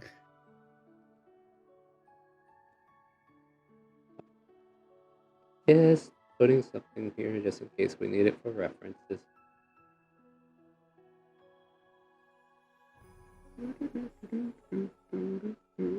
There you go. There's a chicken coop in the backyard in case anybody's wondering. But yeah, you're left with your thoughts for a moment, and then your mom comes back over. I'll let you kind of like be the designer of what this new outfit looks like. So, what did she put together for you? It's like, well, it's like just like trying to like keep it maybe a little bit more like trying to like keep it a little bit more casual. Mhm. At least like in like certain respects where it's like, there's still kind of like like sort of like a buttoned undershirt, but the vest is completely gone, like slacks. Although he did sort of like become drawn to this like one particularly nice looking coat that that he would be capable of like either it has like one of those chains where you can kind of like wear it as it's sort of like like over you rather than actually putting it through the sleeves. Ah, yes. Kind of like a cloak of sorts. It's like a kind of sort of, yeah. And even like as he's kind of like looking into the mirror, he's just this part won't do, and just kind of like starts adjusting his hair a bit to be less of a comb over and more of a like more of like a messy do toward the top, but still like as if there was like gel. But Yeah, no problem. Like, you can prestidigitate that in there, I guess, if you want. Or do you have that? I don't know. Either way, yeah, your he new does. outfit, yeah, your new outfit that your mother helped incorporate with your advisement, of course, like you helped pick out some of the materials. She presents to you a very comfortable outfit that you have just described, and she gives you a big hug and just nods like you're doing okay.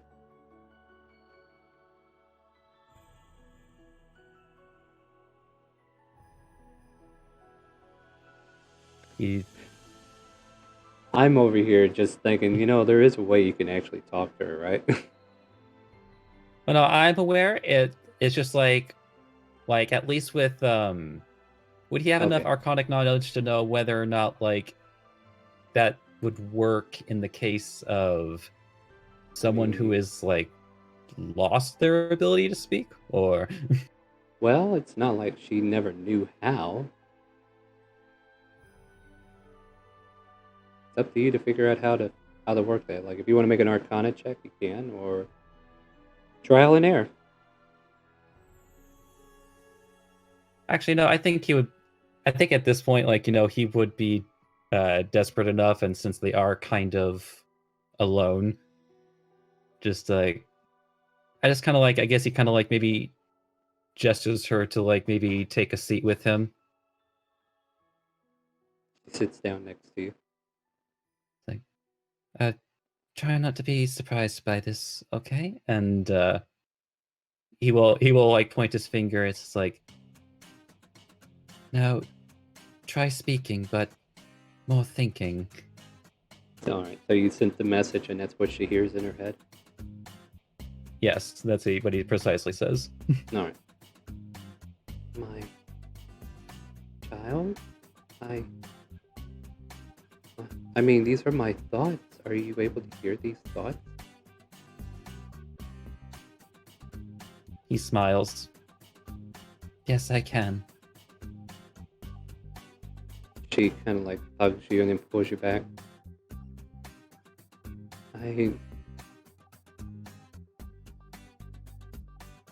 There is so much I have to tell you, yet I know not the words to gather at this point to tell you everything you need to know. Know that your father, and then eventually it cuts off.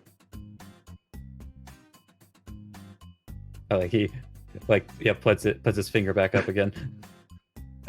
Yeah.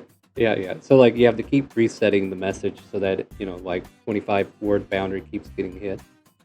And she starts to tell you. Well, it's a 6-second thing. It's what it's Yeah. with this spell. It's with Oh, it's in time? within 6 Yeah, seconds. I guess Sending that's is true. 25 words. Gotcha. So yeah, as soon as 6 seconds kind of like dissipates as she's trying to gather her words, kind of like stop her for a moment, and then she goes again after you send another message. Proceed. And she starts telling you that the night that they were taken in by the family, your father was so brave. At first, we thought they were actually trying to help. We were down on our luck. We didn't know where else to turn, and they offered work for us. I was supposed to help out in the kitchen. Your father was supposed to help gather materials, and then when you came along, jealousy came. You were so beautiful. You were a light that everyone was drawn to. And you made your father so proud that when the Dawnbreakers did what they did, your father fought. And he died trying to keep you safe, trying to keep me safe. But Lillian was not done with us. And for these past years, I have regretted this so much. I wouldn't even know if it wasn't for you. In all these years we've lost. You can see her eyes just tearing up, and she just kind of like starts to bawl into your shoulder. Like holds her, trying to comfort her. And he says, "Well, a little girl told me that we may have lost time, but there is still the future. Kind of like Make memories from now and make them good ones." we'll start from zero. No, don't do that. So she like pulls away from you for a moment and nods, still kind of like teary-eyed. And with the message still active, she replies to you. Miriam would have been so proud to see you in your glory. That was his name, right? Oh, say again? Miriam, your father. Or Marius. Marius. All right, I am. It was. Now I ruined the moment. All right, time to reset. You're close. All right, so yeah, she goes, Marius would have been so proud for you. I long to see him, but I will not see him until it's time.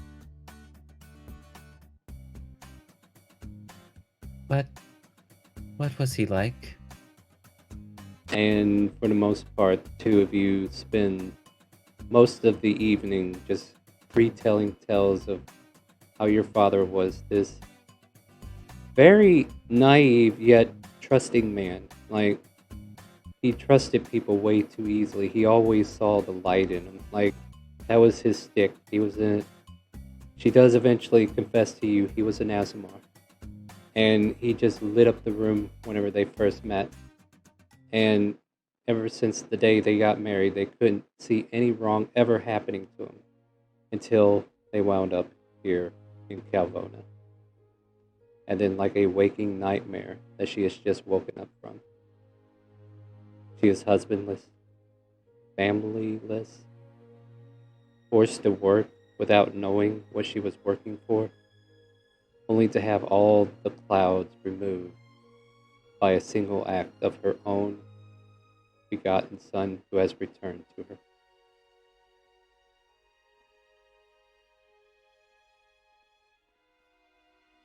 And with the tales continuing throughout the night, there's clucking of chickens in the backyard, that's for sure. Maybe a little louder than they should be right now. As the camera kind of like pans over to Shella, who's just like poking her finger through the hole. Some of the chickens are barking at her, but some of them are allowing them to let her pet them beautifully on top of the head. But the rest of you inside, you are finishing up your snacks, probably preparing for a long rest. But at this point, you guys can decide who have been out of the scene for a while. What you guys want to do? Yeah, Kronk will be ready for a long rest. All right. Still need to talk to Faustus, so Mm-hmm. I mean, you know where he is if you need to go see him. That will be where you have to retire eventually. And Jack, are you up to anything else here, or do you want to retire as well? Ready to retire. All right. So yeah, after the long story has been told to you, Faustus, and you guys kind of like walk in, with Kronk being the first one, you can see like a little grasping between the two as they're like sharing stories, and you can't tell if it's smiles or sadness, but there's some teary eyes here and there.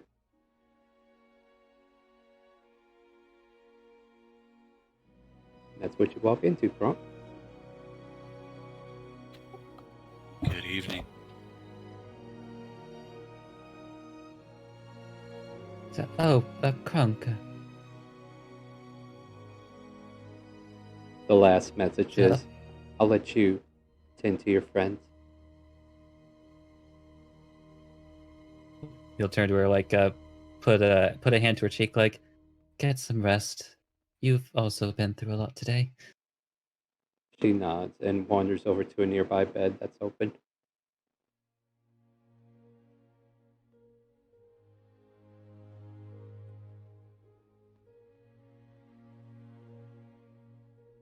So, well, have you all been enjoying yourselves?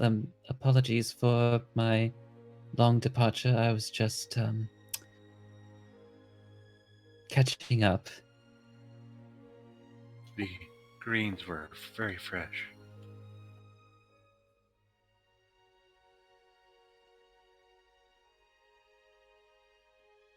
So, well, I'm certainly glad that their garden has plenty for you, Kronk.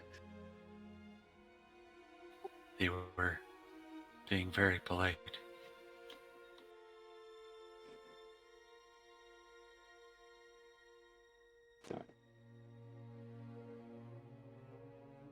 Jack, as you're approaching the hostel where you guys will be staying, can't help but hearing a clucking noise of a chicken.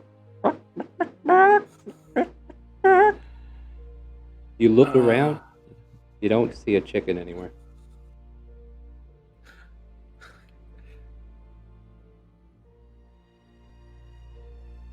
Alright, I'm gonna start walking towards where I think I hear the chicken. All right. Make me a make a dexterity saving throw. This is not necessarily danger, but you hear the chicken go "Bark, bark, bark," and it just you can see like footprints just dusting back to the north. Apparently, you accidentally stepped on its tail feather, but you don't see it. You just hear it. Let's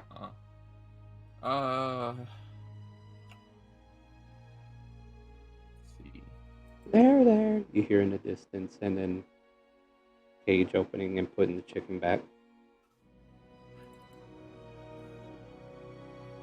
I'm gonna go take a look. I followed the footprints. All right. Yeah, you see Shella back here, and she's like got something invisible in her hands. Like she's holding something, but it's nothing there, right? And then all of a sudden, it pops into existence. The poor chicken that you accidentally stepped on. She's like, there, it's okay. Here you go. You can go back home. Shuts the door and then like takes some feed that fell off and throws it in there. Oh, hi. Playing with the chickens. Distracting myself, if anything. Distracting yourself from what? I don't think Faustus likes me anymore. I mean, he cares, but like. Love. I guess that's what they call it. So I met y'all today, so I don't know the situation. I don't Oh, know how yeah, that's y'all. true. Yeah. I'm sorry. I'm not trying to unload on you or anything. Just, It's fine. It's yeah. fine. Jack is now Shella's new psychiatrist. Let me just dump all my troubles on your lap real quick. No. Uh, she kind of like stands up, like she was kneeling down to play with the chickens a bit, and stands up. It's like, I mean, I know you haven't been here long, but at least you're showing interest. I guess. Interest is a strong word to use. Yeah, you're probably right. What's an easier one? I used to I don't think know. sounding smart would make, you know, Faustus think more highly of me. Well, yeah, see, I don't really have advice on this sort of thing. I don't Oh, exactly have a love life, you know? no, that's fair. You know, till I met him, I didn't really have one either.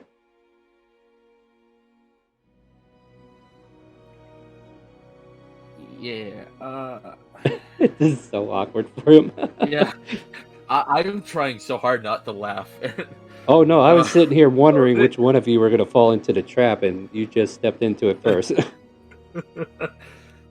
oh, Sex yeah. like women. What does I that mean, even mean? yeah. I mean, I'll get there if you want, but I just don't want to dump all this on him if he's not going to show interest. Because, yeah, Shell is trying to be considerate to others Yeah. as well. Like, she's definitely grown up a little bit with the group. And she just kind of like dusts herself off. It's like, it's not your fault or anything. Like you said, you just got here. And it's not like me to constantly ask people for advice. I just usually think I know what I need to do. But I will admit, there's this strange feeling coming from my chest, and I just don't know what to do with it. How many cookies did you eat? Did Just you eat a 3. lot of cookies? No, just Alright, 3. so- Yeah. But the tea was lovely. Wait, did she put something in it? Am I having a heart attack? Am I No. dying? Nah. I just thought for a second you might have had a few too many cookies to eat. It happens. They are delicious cookies, that's for sure.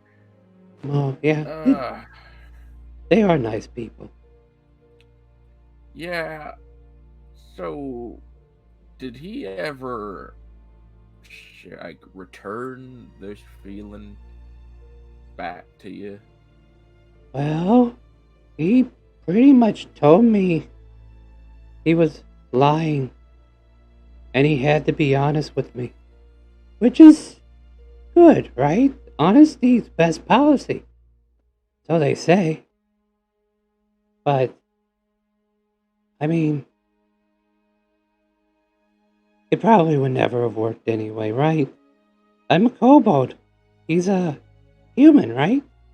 Yeah, probably wouldn't work. I lay eggs. What does he do? Look, okay, before we get that far in, I'm pretty sure I will. Screw it, he will be laughing at this point. My laughter is not his laughter. What? What are you laughing about? No, you're making fun of me, aren't you? Look, at this point, I want to say it's not because you're a kobold. That's my guess on it. Like I said, I don't know. I don't know. Well, he did say, like, no woman alive could ever take his heart. I tried to go with the kobold angle, but he still said I was a woman. Which, that's fair. Yeah, That could mean one of a few things, but at the very least, I guess I'm assuming either he's not into women like that, or he just doesn't feel like he could fall in love with So anybody. what you're saying is he's super shy, is that it? She gets a little excited. That's not what I'm saying. Oh, Don't jump the guns here. okay. Amara jumps out. I wish you were a man. No. No. She does have that ability. Let's not pass that by her. He Well, may I'm be a one of man them now. old fanciers. How do I look now, Faustus? Sorry, I had to entertain that thought for a second. I can just see Shella like grabbing some leaves and putting it on her face like a beard. Hey, Faustus. Okay, unless you give her that ideal, yeah, that's all it's gonna be. You could try disguising yourself as a man. You think that'll work? No, not with you. I guess I need more hair on the chest, huh? Speaking of hair on the chest, Yeah. Shella, I can't tell you any worthwhile advice. I guess, maybe talk to him some more if you can. Just like as friends. Don't try to force it. It's never good if you try to force it. I'm sure it's gonna hurt for a while. The chest hurts because I think you're just heartbroken. But I didn't take any damage. That can't be it. Make a persuasion check. Yeah, you are definitely speaking with her, so we'll see how your persuasion goes. Not bad, not bad. Oh, Could flash yourself. yeah. You could flash Shella. Woo! No.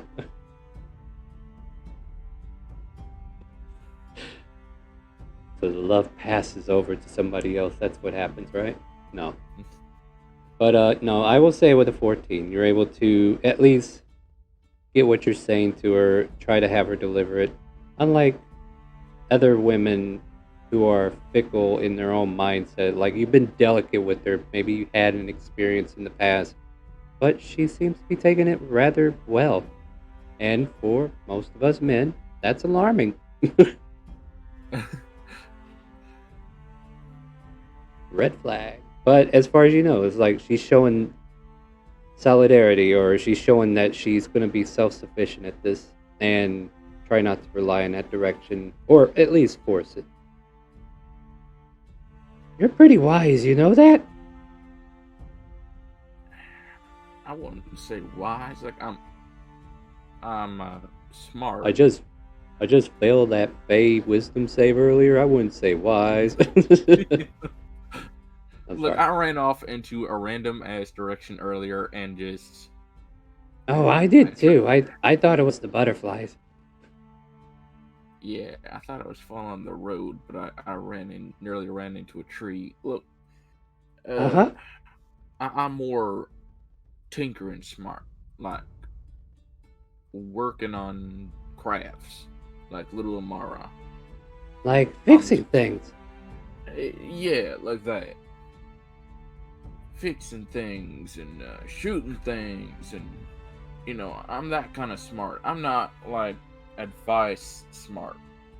I could shoot things too, just not with that. I'm We got tempted to ask. I mean, yeah. Oh, hold on. I'll drop that temptation on you. Like, it seems like we have a lot of common ground in some of this. Both like to shoot things. Well, what I intend to shoot is either wild beasts or bandits, whatever has a bounty on their head. I mean, if they're gonna hurt Faustus, I shoot them too. Sure. Mm-hmm. And Uh, I tell you what, if they go after you, she kind of like pulls her staff up, I'll shoot them as well. thanks. I can take care of myself. I can usually make sure they don't get anywhere near me. But, sure, I'll take that help. Well, I won't keep you any longer, but thanks. This is a good talk. Right. Now, you just leave them chickens alone. Make sure they don't be wandering off. Yeah. I kind of got amused with greater invisibility and, you know. Yeah. Well, if you do it again, do be aware I can see those that are invisible. So, Oh, make a persuasion check, mister. Or deception. I'll let you pick. Unless you that's- actually do have a way to make. yeah, I do have a way to see. So it's yeah, nice. Alright, well, yeah, this is basically. No way. If you say so, I don't see how, but I'll snickers a little bit. I'll believe you. Sure. Right. Look, I think you need to get some sleep. Just rest your head and dream some good dreams, you know? I'll try. Good night, Jack. Good night, Sheila.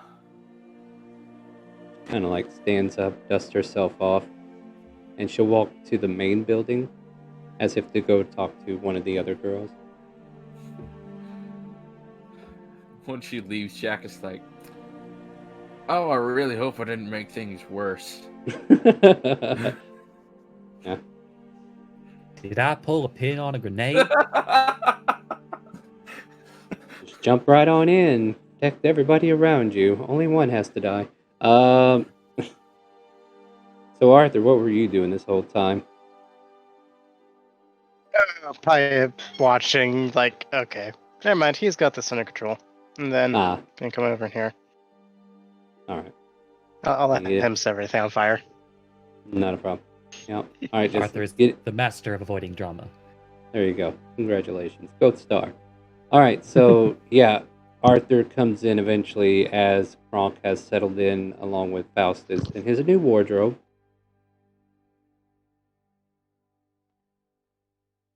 And if you guys want to have a moment to talk about anything else, you're welcome to do so. And then we'll go into There you our are, line. Arthur. Yes, hello. Anyways, we need to discuss the thing. Oh, right. Yes, of course. I did promise to discuss that matter further. So I guess the question is, do you want to do that in private or do you want to do that out in the open here?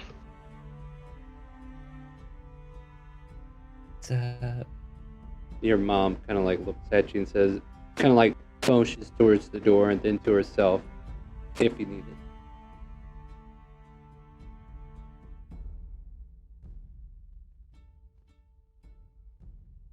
it.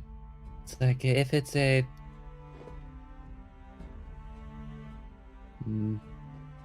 He's kind of like thinking from it, like, you know, we could always simply take a stroll outside for this. We need not bother those who are recovering their strength. That would be a... I mean, Kron can over here, but I don't... This is going to be more involving how to work with you. Kronk's out. Oh.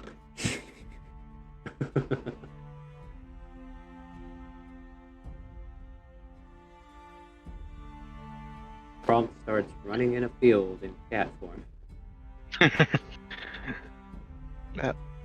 Anyway, yeah, I think the stroll wouldn't hurt too much.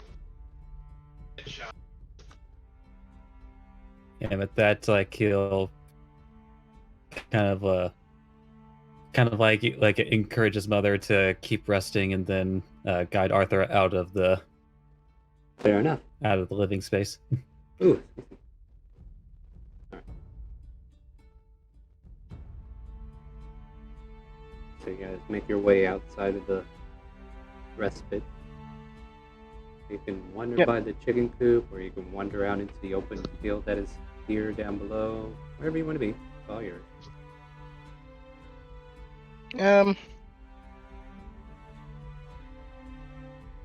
I'll follow Faustus. So we'll go out to the field. Yeah. Like it's As you kind of like pull away out into this open field that is clearly used for some kind of training, a lot of foot traffic, a lot of footwork. It is getting a little darker at night, and you can see like double torches lighting up the stairway that leads into the retreat. And at the top of the stairs, you can see Ninny and Shella having a conversation, though from this distance, you're aware they can't hear you, and vice versa.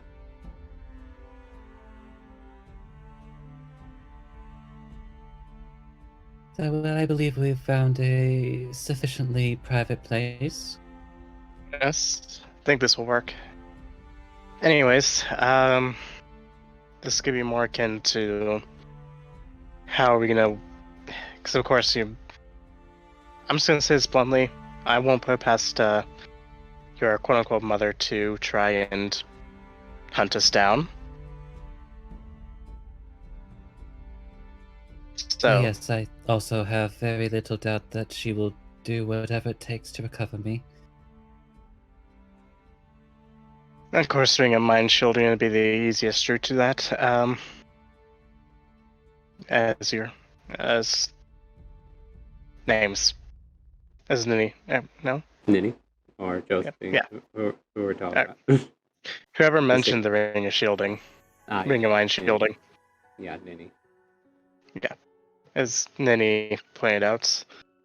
On one hand, it's probably gonna be expensive. So, well, I could help at least front a portion of the cost, and if nothing else, and he kind of like looks down to his right hand and realizes that it's still there. I suppose. Mhm. And what it kind of like slips a ring off of his finger, the signet ring of the Dawnbreakers. Well, you could always do something about this. Yes. I suppose, are there any?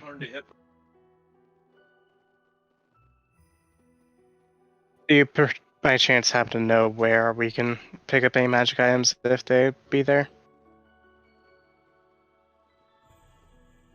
Would he know? I am about to tell you. Yeah, let me look at my notes real quick. There is a particular magic shop known as, I was looking at it earlier, Redford's Magic Knickknacks.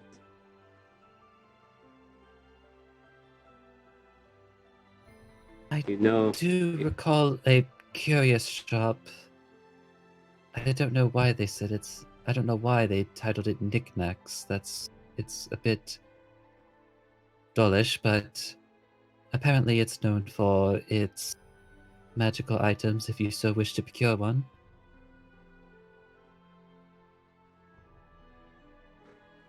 sorry, Kronk, don't have that foot for you.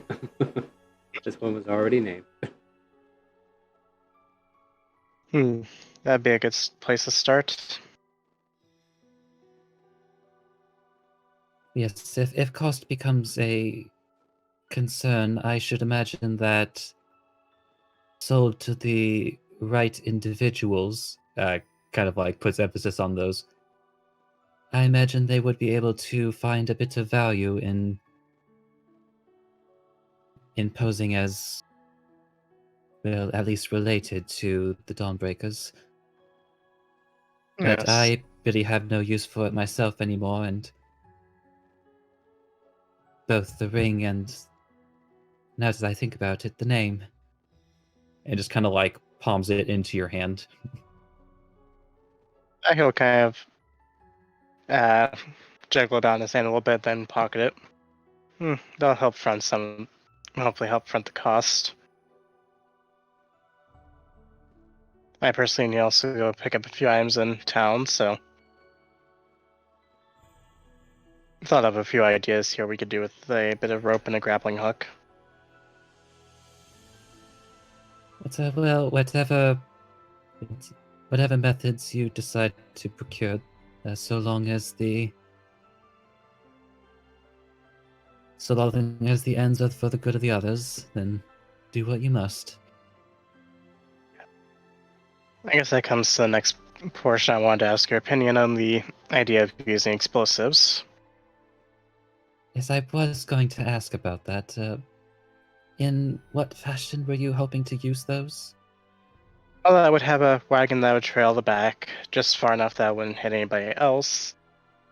The people that would be driving it would pop off as quick as I can. And then I would launch a flaming arrow at it, light it on fire, and ignite the gunpowder inside.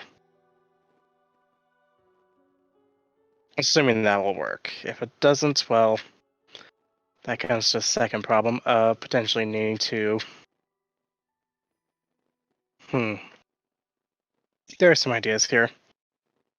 But basically the idea is to harm or kill anybody nearby that are enemies, and cause the rest to go fleeing.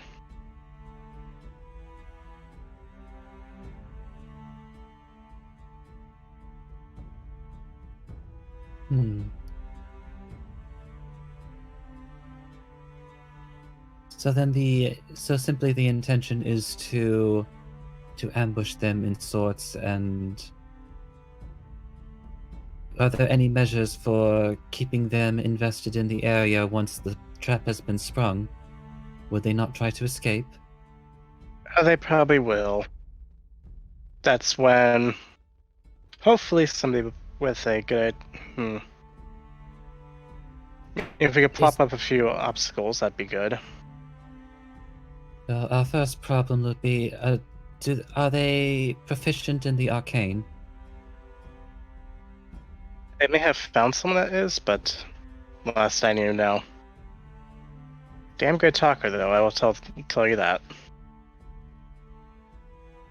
Well, at the very least, if they try to escape magically, I am able to prevent that so long as I can see them.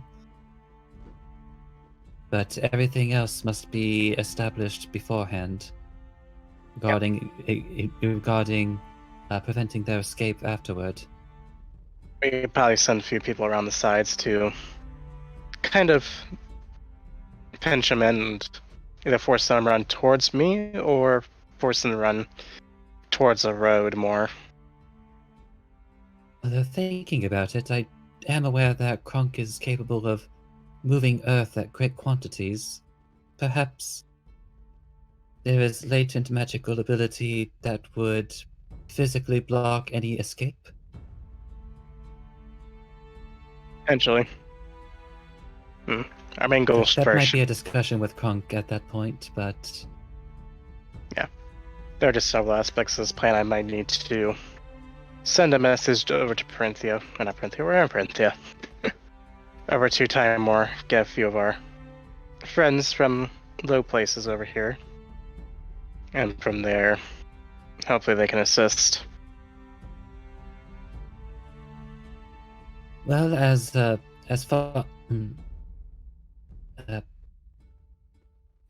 by Lillian has said on countless times, the important part of the trap is the planning. 80% planning, 20% determination. And just kind of like narrows his eyes at that. With an extra 10% of improvising.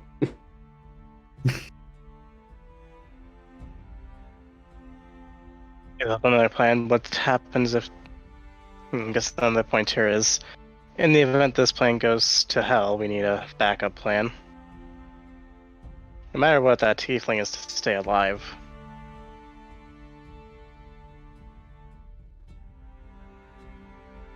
So there shouldn't be any issue with that. I doubt that she would. How do they say? Go down without a fight?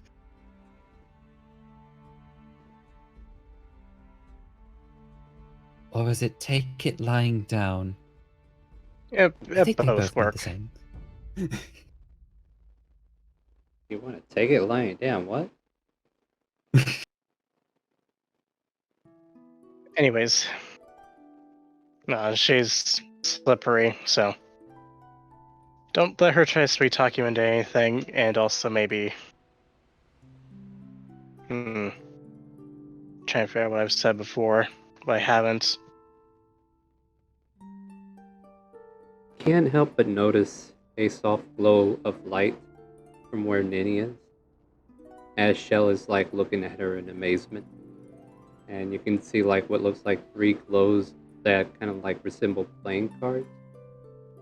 It seems like she's doing a reading.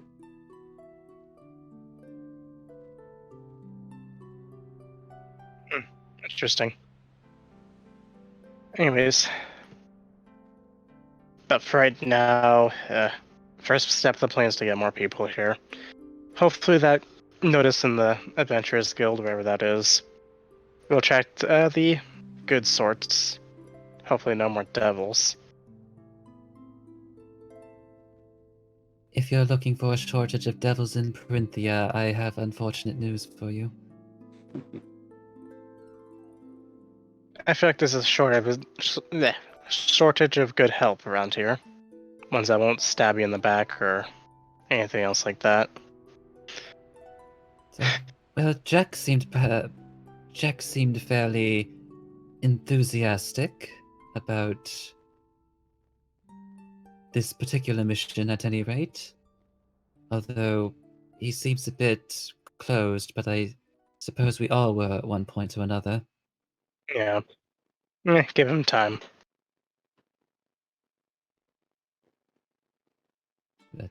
But at any rate, the finer details can be discussed at a later point. For now, we will focus on what can be done now. Yeah. Of course, and I'll go about town collecting supplies and so forth. And it's like, and also to that end, he did give his ring, but he would also just hand over his supply of gold as well, just in case for obvious reasons, I can't come into town with you. Obviously, in fact, I think I was gonna invite Kronk or Jack along, to be honest. Because I don't think I'd want to force you into there right now. So yes, I may have slightly altered my appearance, but anyone with a more discerning eye would still be able to identify me. Yes, I mean, you're not changing exactly. That does kind of come back to the idea, though, with dealing with your quote-unquote mother for now. Well, decide with that later. It will be something that'll need to be done, though. Yes, one way or another, we'll have to deal with it if we are frankly going to have a peaceful night's sleep anytime in the future. I always sensed it, but now after everything today, she is a far scarier woman than I ever thought possible. And his eyes kind of like go hollow on that for a second, just flashing back again. I mean, there are always ways to take care of casters one way or another. Just require some precise cutting, is all.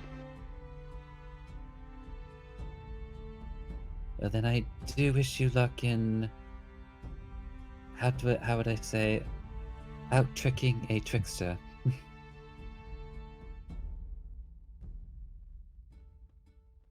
Oh, this will be this next us hunting down this tiefling will be a good test of how I've grown.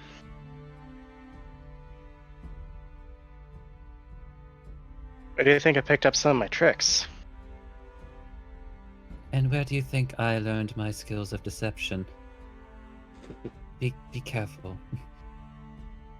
I was just gonna kind of point a finger up and down, like, you make a good point.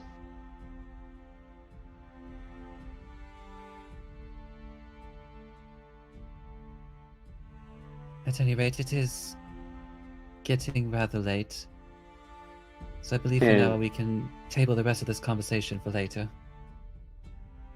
Yeah, As you long as can we have hear- some of these more. Yeah, you hear footsteps behind you.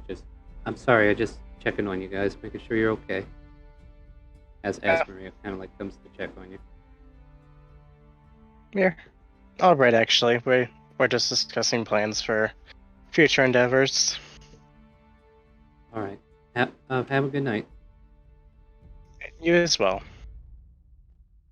But yes, let's table this for now until we have some better variables in our favor.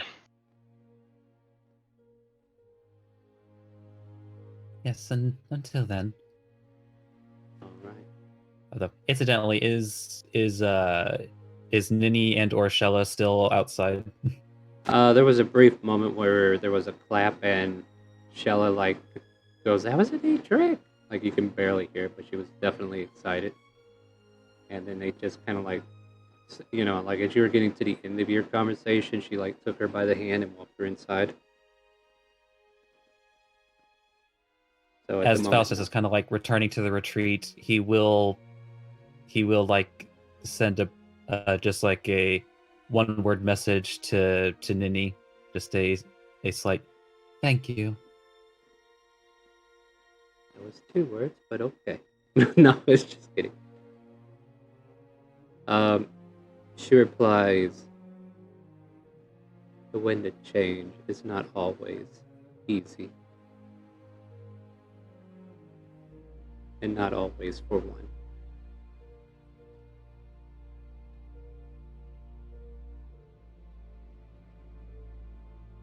With that, you are back into the retreat's guest room. And apparently all the beds are open to all the rest of you.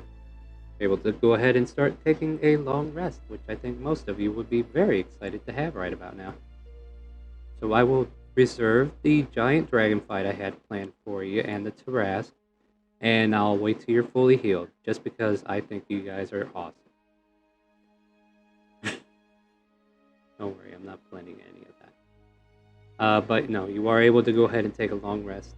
And as nighttime catches up with all of you in turn, Kronk, you're currently a little cat in the tree of maple pecan. And he's just like petting you happily as you rest in his branches. Yeah, I'll be purring. There you go. And then, you know who's next. Faustus.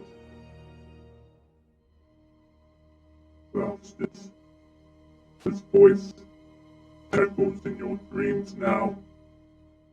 Where do you think you're going? So with a bit more defiance, because like usually he's a bit more like intimidated in these dreams, but a bit more defiant. I'm walking my own path. But you are mine. You don't belong to her. You are never hers. You need me. I am everything to you. I am your patron. Who do you think will take care of you from now on?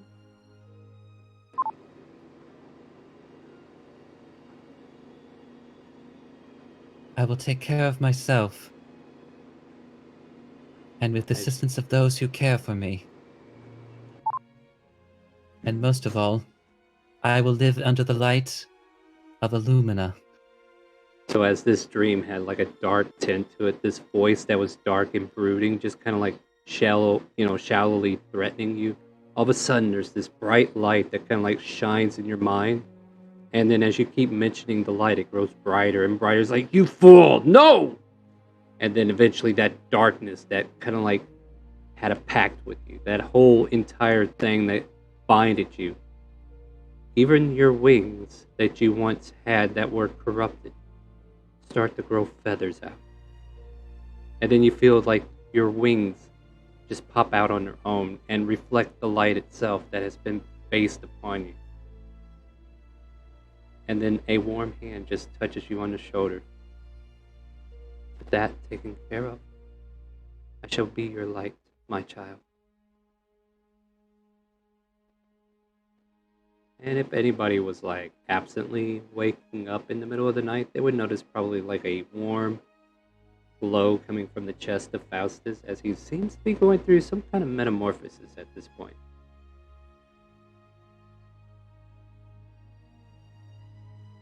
But that does not draw your attention. Holy shit, Faustus, you're glowing! No. Sheila did not return, so it was just you guys and the mother. And morning comes. And the air, the wind, the change is ready to begin anew. It is morning. It is your day. What would you guys like to do with it? I heard probably wake up, kind of just dust himself off, get all his armor on.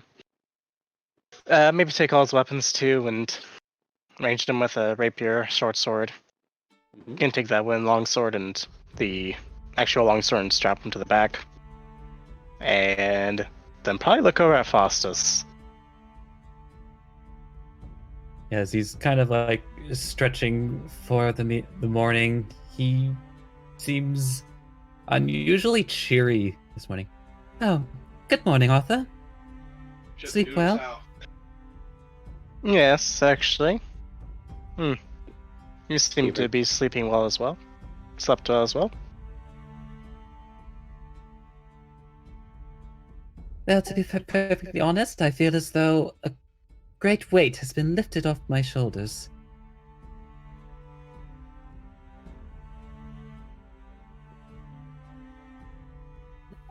As Kronk wakes up, he's gonna do that great big dog/cat stretch as he wakes up. There you go. So we see Kronk just kind of like, "Nyah." All fours, just arching his back.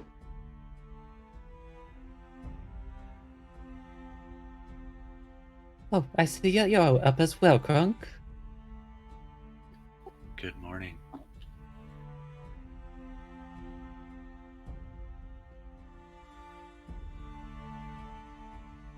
Well, will you be starting off early, or will you be joining us for mealtime? Kind of like turns to Arthur. I think I will. I'll at least eat, and then I'm gonna head off into town, get the things, and peruse shops, see if I can't find anything to maybe give me an advantage here.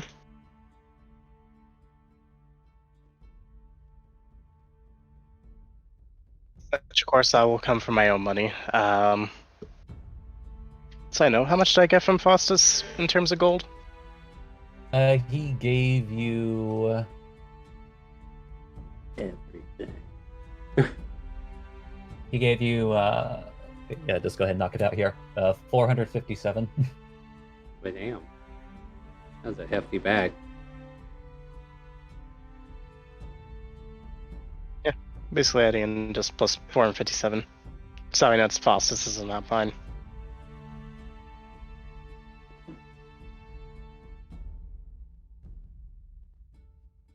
But yes, I will eat first. Kronk, would you mind accompanying me to town today? Yes, we can look for herbs while we go. In fact, I'll go see if they need any help preparing breakfast.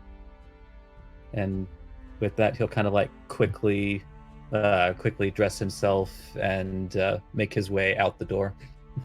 You'll notice your mom's already been awake. Her bed's perfectly made, and she's already taken her leave of this place for now. At least this room.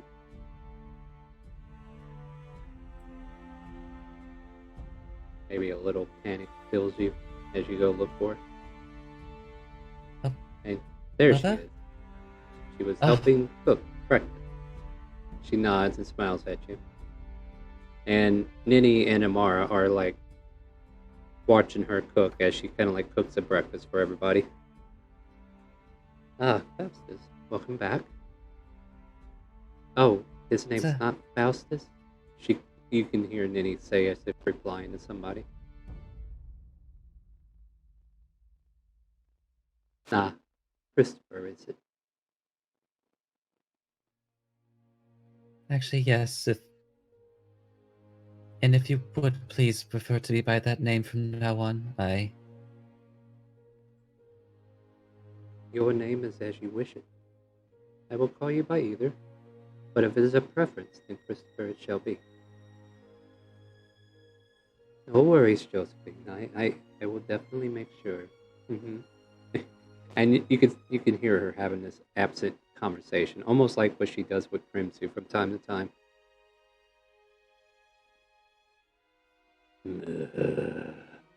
You're like grumbling from the ceiling rafters. Oh, quit your grumbling up there. We'll have breakfast soon, and I'll have you some cookies before long. But at this point, yeah, you are currently in here, and you look around. Shella's not here, and neither is Asmaria.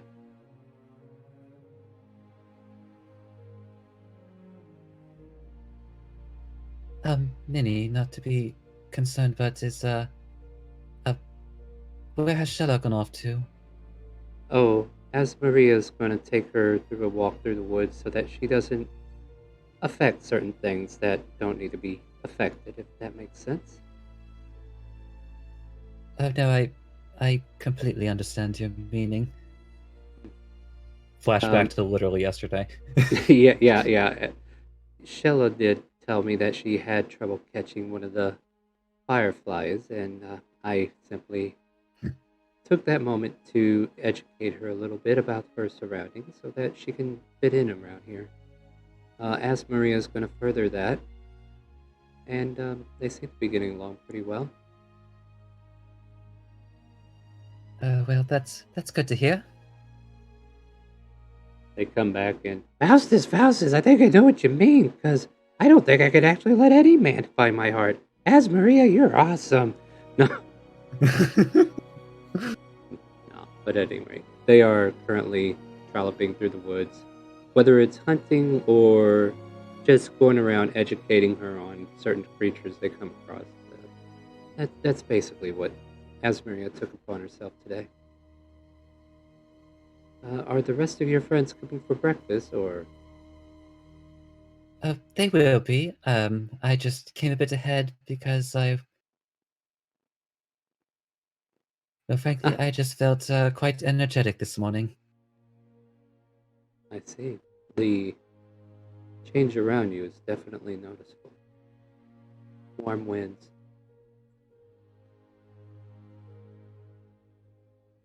Ah, Arthur. Was it? Please, have some breakfast. And you can see Josephine bringing over several plates of bacon, eggs, sausage, and biscuits on different platters, and she just kind of like sets it down on the middle table, and everybody's free to pick up whatever they want.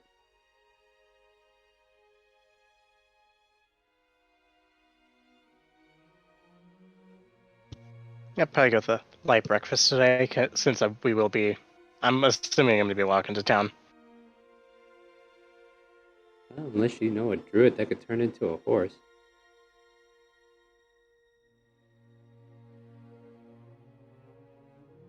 But yeah, Kronk, you come in. If only. Yeah, if only. Kronk, you come walking in, and Ninny points to a bowl of greens that have been set aside for you, along with a couple of raw eggs. Thank you very much. You're welcome, Kronk. Always a pleasure to have you here. Though the Firefly had a different story to tell me yesterday. Kind of like gives you a smirk. I was hoping my mouth would glow. Pretty sure there's easier ways to make that happen, Kronk.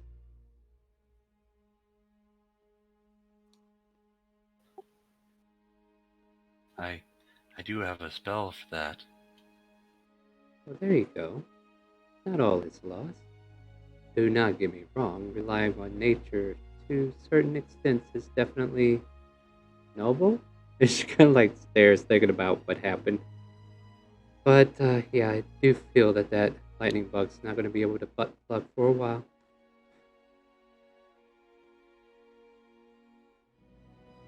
Oh, the desk at the Rask. I should definitely have.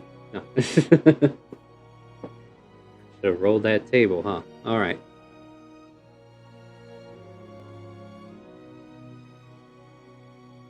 But breakfast is had by all those who want it, and those who wish to go to town may do so.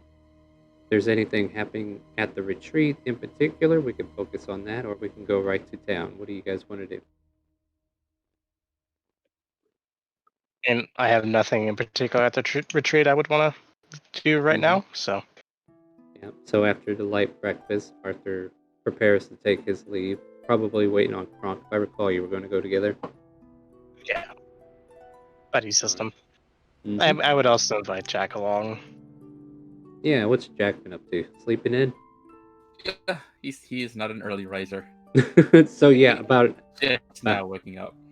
yeah, so like about 30 minutes pass after everybody else walked out already.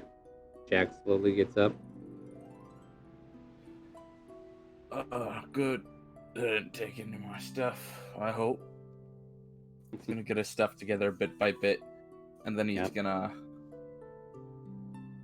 go in and eat. Yep, amazingly, none of your stuff has been taken. Ah, Jack, welcome. And Josephine sets down a plate for you. And you're free to feed yourself between sausage, eggs, bacon, and some biscuits. He's gonna get a good full plate of everything. Absolutely, I would. And with that,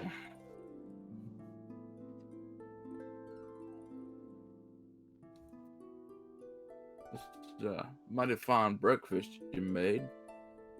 yes, Josephine made it for us today. She has my thanks. Well, thank you, darling. And he just tips his hat.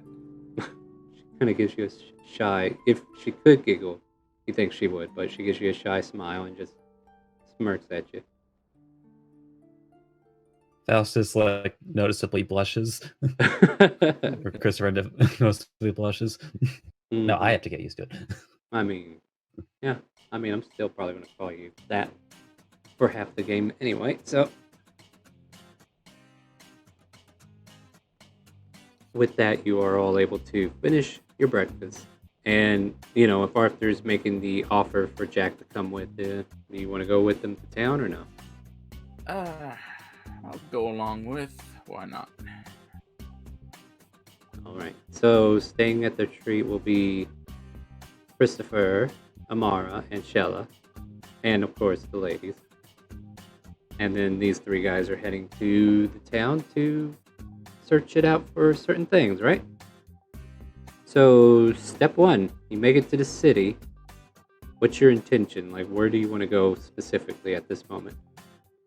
If you don't have an idea, you can tell me where you think you might want to go. Well, first off would be to sell off that signet ring to get as much gold as possible. And no, go ahead and make an investigation check to see if you can find a good spot to dump it. Yeah. And then remind me, did I sell off 3 emeralds worth 25 gold each? I don't recall you doing so yet. Okay, because I was looking through my inventory and I found those, so. Yeah, I don't recall you selling them. Yeah, I don't either. Yeah, so you still got them. Okay. Yeah, give me an investigation to see if you can suss out some locations. Because right now it's just you, Kronk, and Jack going through here. I'll say with the 3 of you combined, though, I can buy that advantage because why not? Oh, I mean, I was going to give it for free. Oh, okay. Yeah, I was ruling I'll that keep that. there's more than... Yeah, keep your clusters for now. I'll find a way for you to spend them later, don't worry. But yeah, so at this point, the best place that you know to dump most of it is probably this jeweler named Rye. He just has like a stand in a bazaar, and they deal with all kinds of jewels that come through. And yeah, it does seem like it's a little bit under the table where anything comes from. So he might even take the ring as well. In that case, go walk in there. Alright, what do you And got? say what? Welcome to my tent. Oh, he's got like a tent bazaar that he's currently in. What are you up to? What do you need? How can I be of service? Well, I'd like to sell off these emeralds. Also, I would have said that Arthur would change shapes just kind of throw off any pursuers. Yeah, so this Okay. this person comes to his full height, and you see this gnome standing on top of a half stool. All right, let me see what you got. I'm gonna palm out the 3 emeralds. Well, these don't look like they're worth too much, but still worth some gold nonetheless, that's for sure. All right, Yes. anything else for us, or what do you got? Well, then I'm also gonna palm out the signet ring. There's also this matter I'd like to attend to real quick. I won't ask you where you got it, but I am curious where it's been. That's the Dawnbreaker seal, if I'm not mistaken. And with that, you would be correct. It is 100% authentic. It is indeed. Look. Alright. Well, signet rings like this are hot commodities. How much are you looking for?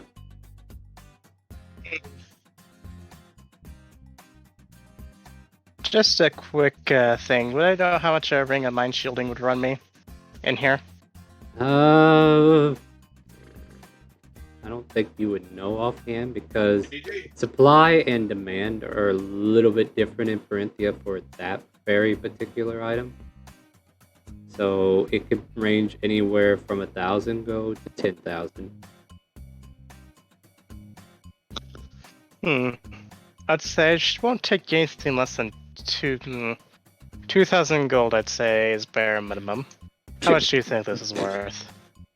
If he could, he'd be spitting out coins going, are you ridiculous? No, 2,000? I'd barely give you 200 for it. No, I'm more thinking 50 gold.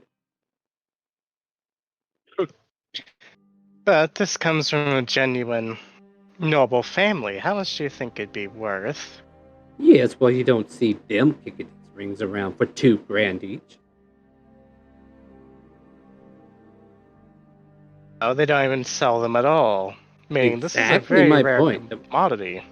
Oh, as Definitely rare not as worth- it is, the material itself's not even worth 2 grand. You can't put a price tag on just the material alone.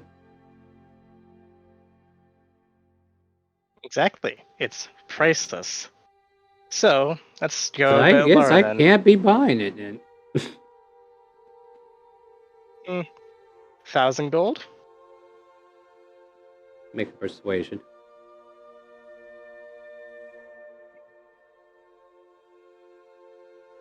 Try and haggle the crap out of this one. He stares at you. He was about to say 5, and he goes, 8. 9. 8 and a quarter. 850. Emeralds included.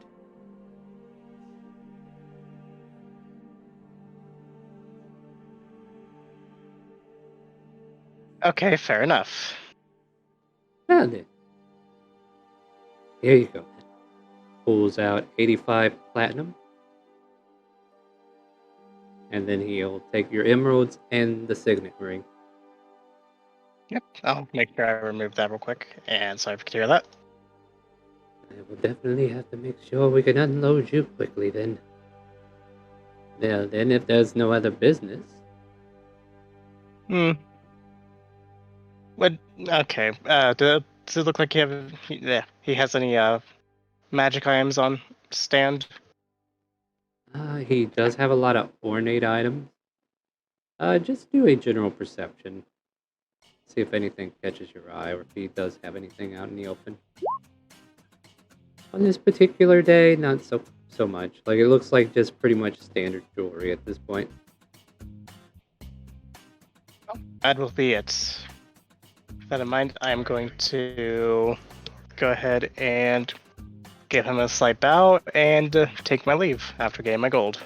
All right. Platinum in this case. Yep. Definitely, well, definitely the worth that you need. So yeah, he's over here like palming the gems, but as you walk out and you rejoin with Kronk and Jack, who have been like outside of this bazaar area, there are definitely morning aromas of like breakfast venues popping up, but other than that, like you guys been out here just kind of like waiting casually, and then Arthur rejoins you.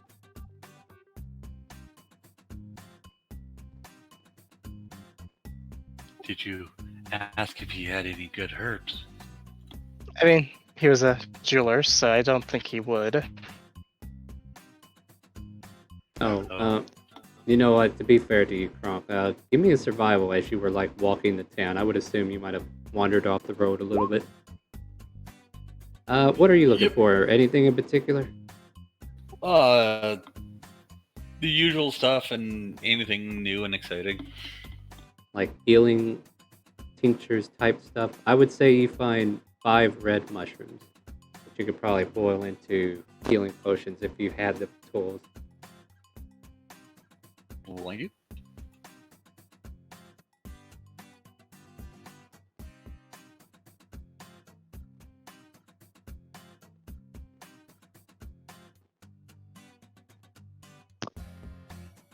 Alright, and with that is like asking if there was still more herbs, and nope, unfortunately.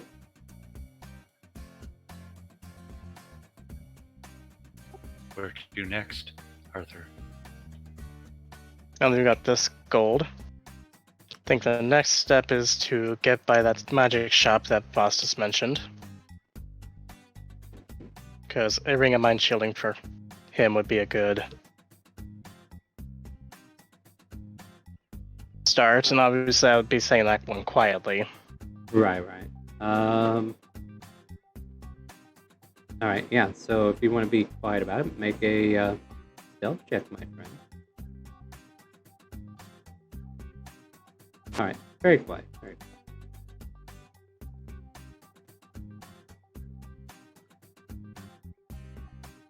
Okay. We're off on the start. But anyways, would I know where that one's at? Make an investigation once again.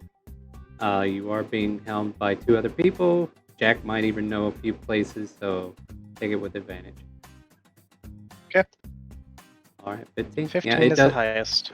takes you about 30 minutes to get from one side of the town to this particular shop, and I would say with like Jack helping you, like, I think I might have seen something in this direction, and eventually you're pointed in the way that you're heading.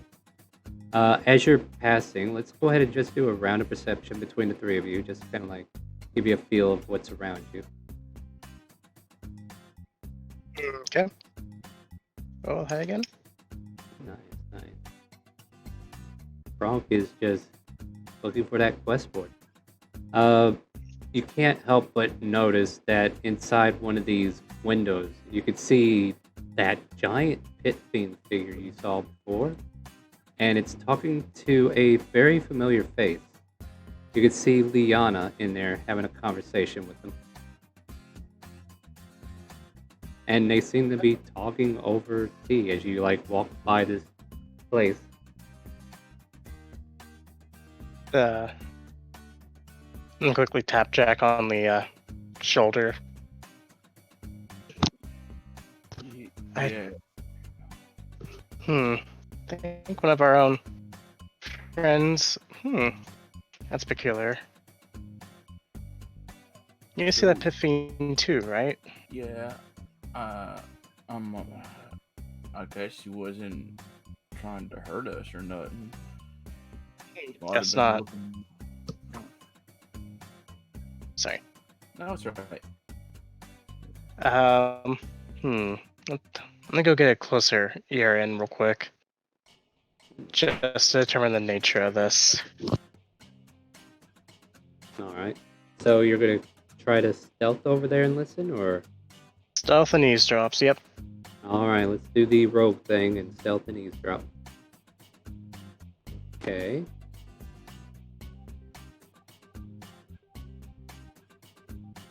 And go ahead and give And me a perception? Yeah, give me a perception next as I go check assets real quick.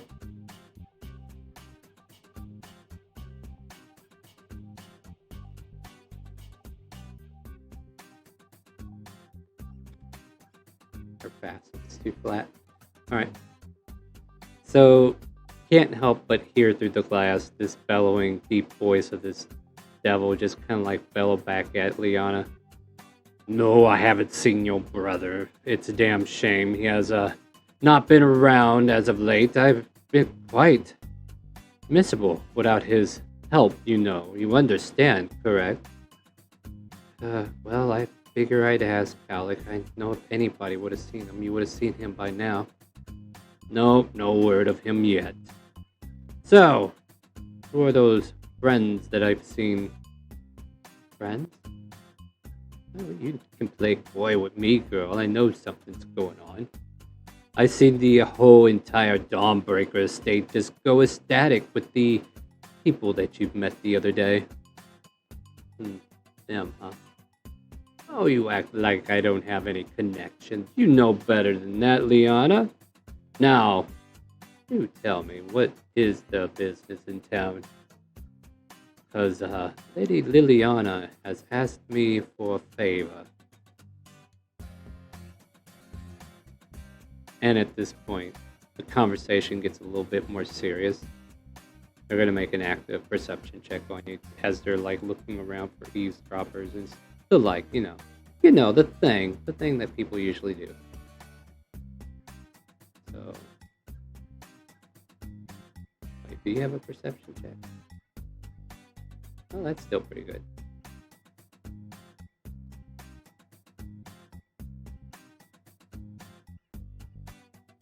So, like, Liana probably has her back to the window, but this Calic guy just kind of like stares over her shoulder, and you can't help but feel like eyes are on you all of a sudden.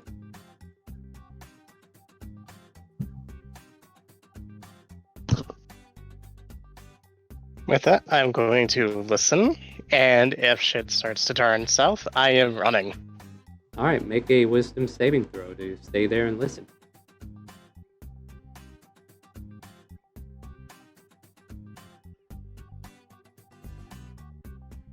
Alright, all of a sudden, as this visage is upon you, you're filled with fear. You start to get frightened. All of a sudden, you have the need to run away.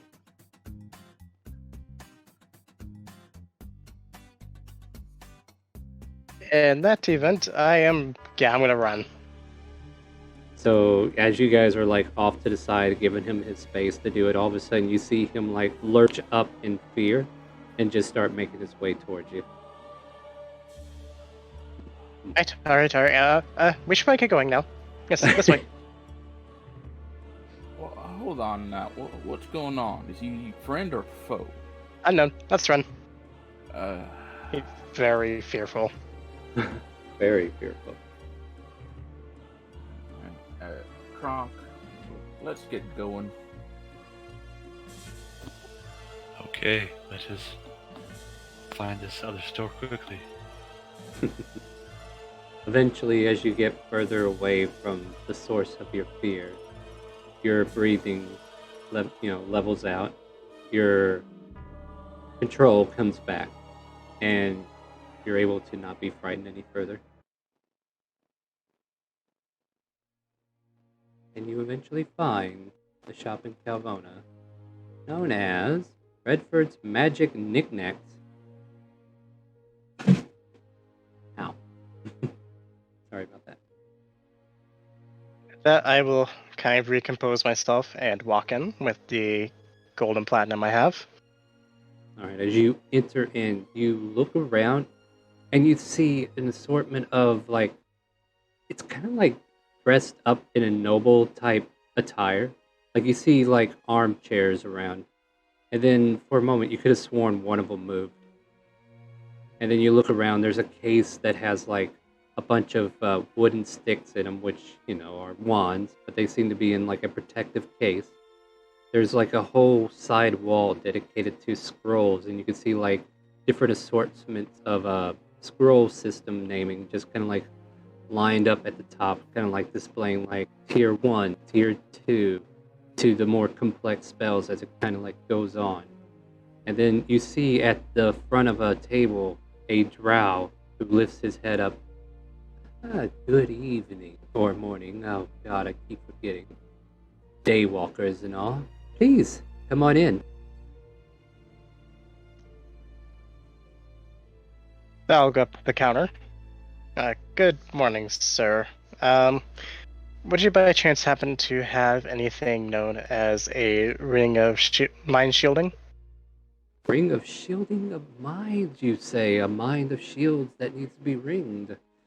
I might have something in particular. But I must warn you, these things are a very high commodity item in Calpone. However, he pops open a ring, and you can see what looks like the inlays of a brain on top of it, but it's encrusted into the ring, and you can kind of see the arcane runes lining around it. Do you have one left? Shuts the box for a moment, sets it on the table. But let us see how much your money speaks for you, my friend. With that, I'm going to lay out all the money Faustus gave me, platinum and gold. Oh. Maybe not lay it out, but... Ching, ching, ching, I got all this. That'll work. Rip! I kind of just jingle it about, this much work for you? Obviously I'm going to keep it away from them. It's a start. I can see you have some wealth to you, but... And just for general me coming up with a price tag, give me a persuasion check. Just to kind of give me a baseline. Persuasion +6. Yay. Okay, 14. Anyone? I'll go ahead and do it because this is partially my money too. I mean, yeah, that's fair. That's why I was waiting a moment. I said, I told you I'd find a way for you to spin those clusters. Don't you worry. Boy, Kazuya's pet's looking really close. It'd be a damn shame if something happened to it within the next 5 minutes. Oh, okay, 500 bits. Whatever will we do? I have no idea. Where'd it go? Okay. Wait, why did it not show up in my event? Roll20, what are you... Or not Roll20, Twitch this time. What are you doing to me? I managed my request. Alright, there we go. Alright, we have claimed the clusters. You may reroll. Okay. Good luck. Math 820. Alright, so... With the 14, I was going to put the price at around 7k. With the 20, I think I can come down to about 1,300. Or, not that low. I mean, hold on. 7, 6, 5, 4k, sorry. Still might need to sell my soul for that. I mean, I know somebody. Don't say that out loud. I mean, you just pass by him. I mean, you can go back and talk to him if you want. Or sell your soul for some cash, I can hook you up. So he'll just kind of ask you casually, so how much money are we looking at here? I would count it myself, but I'm pretty sure you know.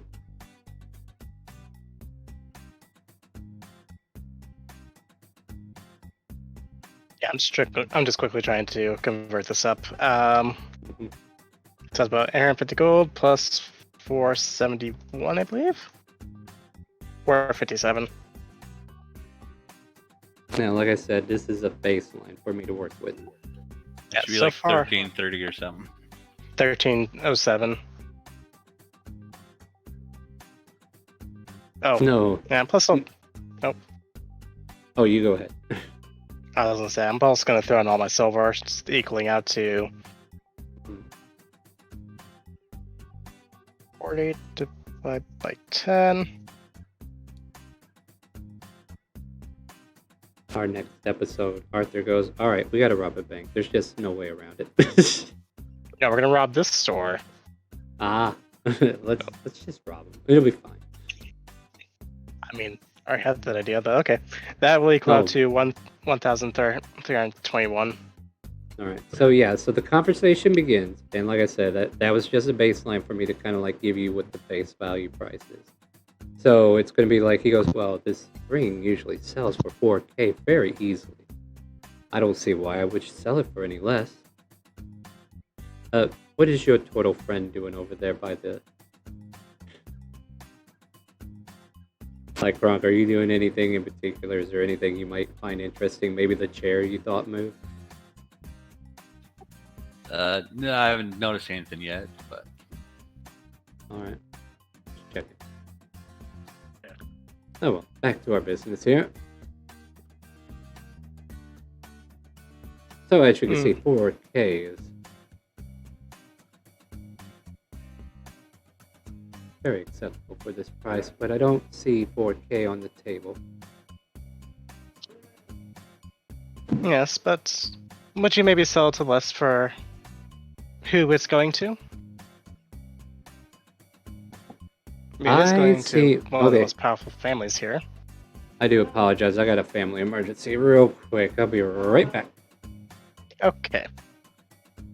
I kind of got to get going too, guys, so someone can NPC me. I was I going to will quickly try to- I'm definitely going to try to wrap this up here shortly. Give me just a second. Yeah. Arthur might try to see if he can bribe some gold out of you real quick. If necessary.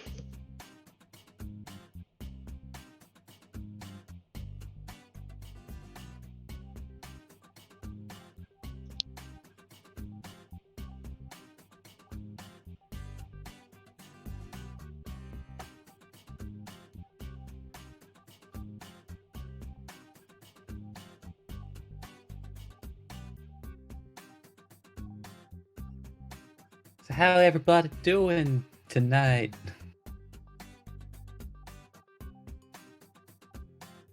Chat? Anybody know?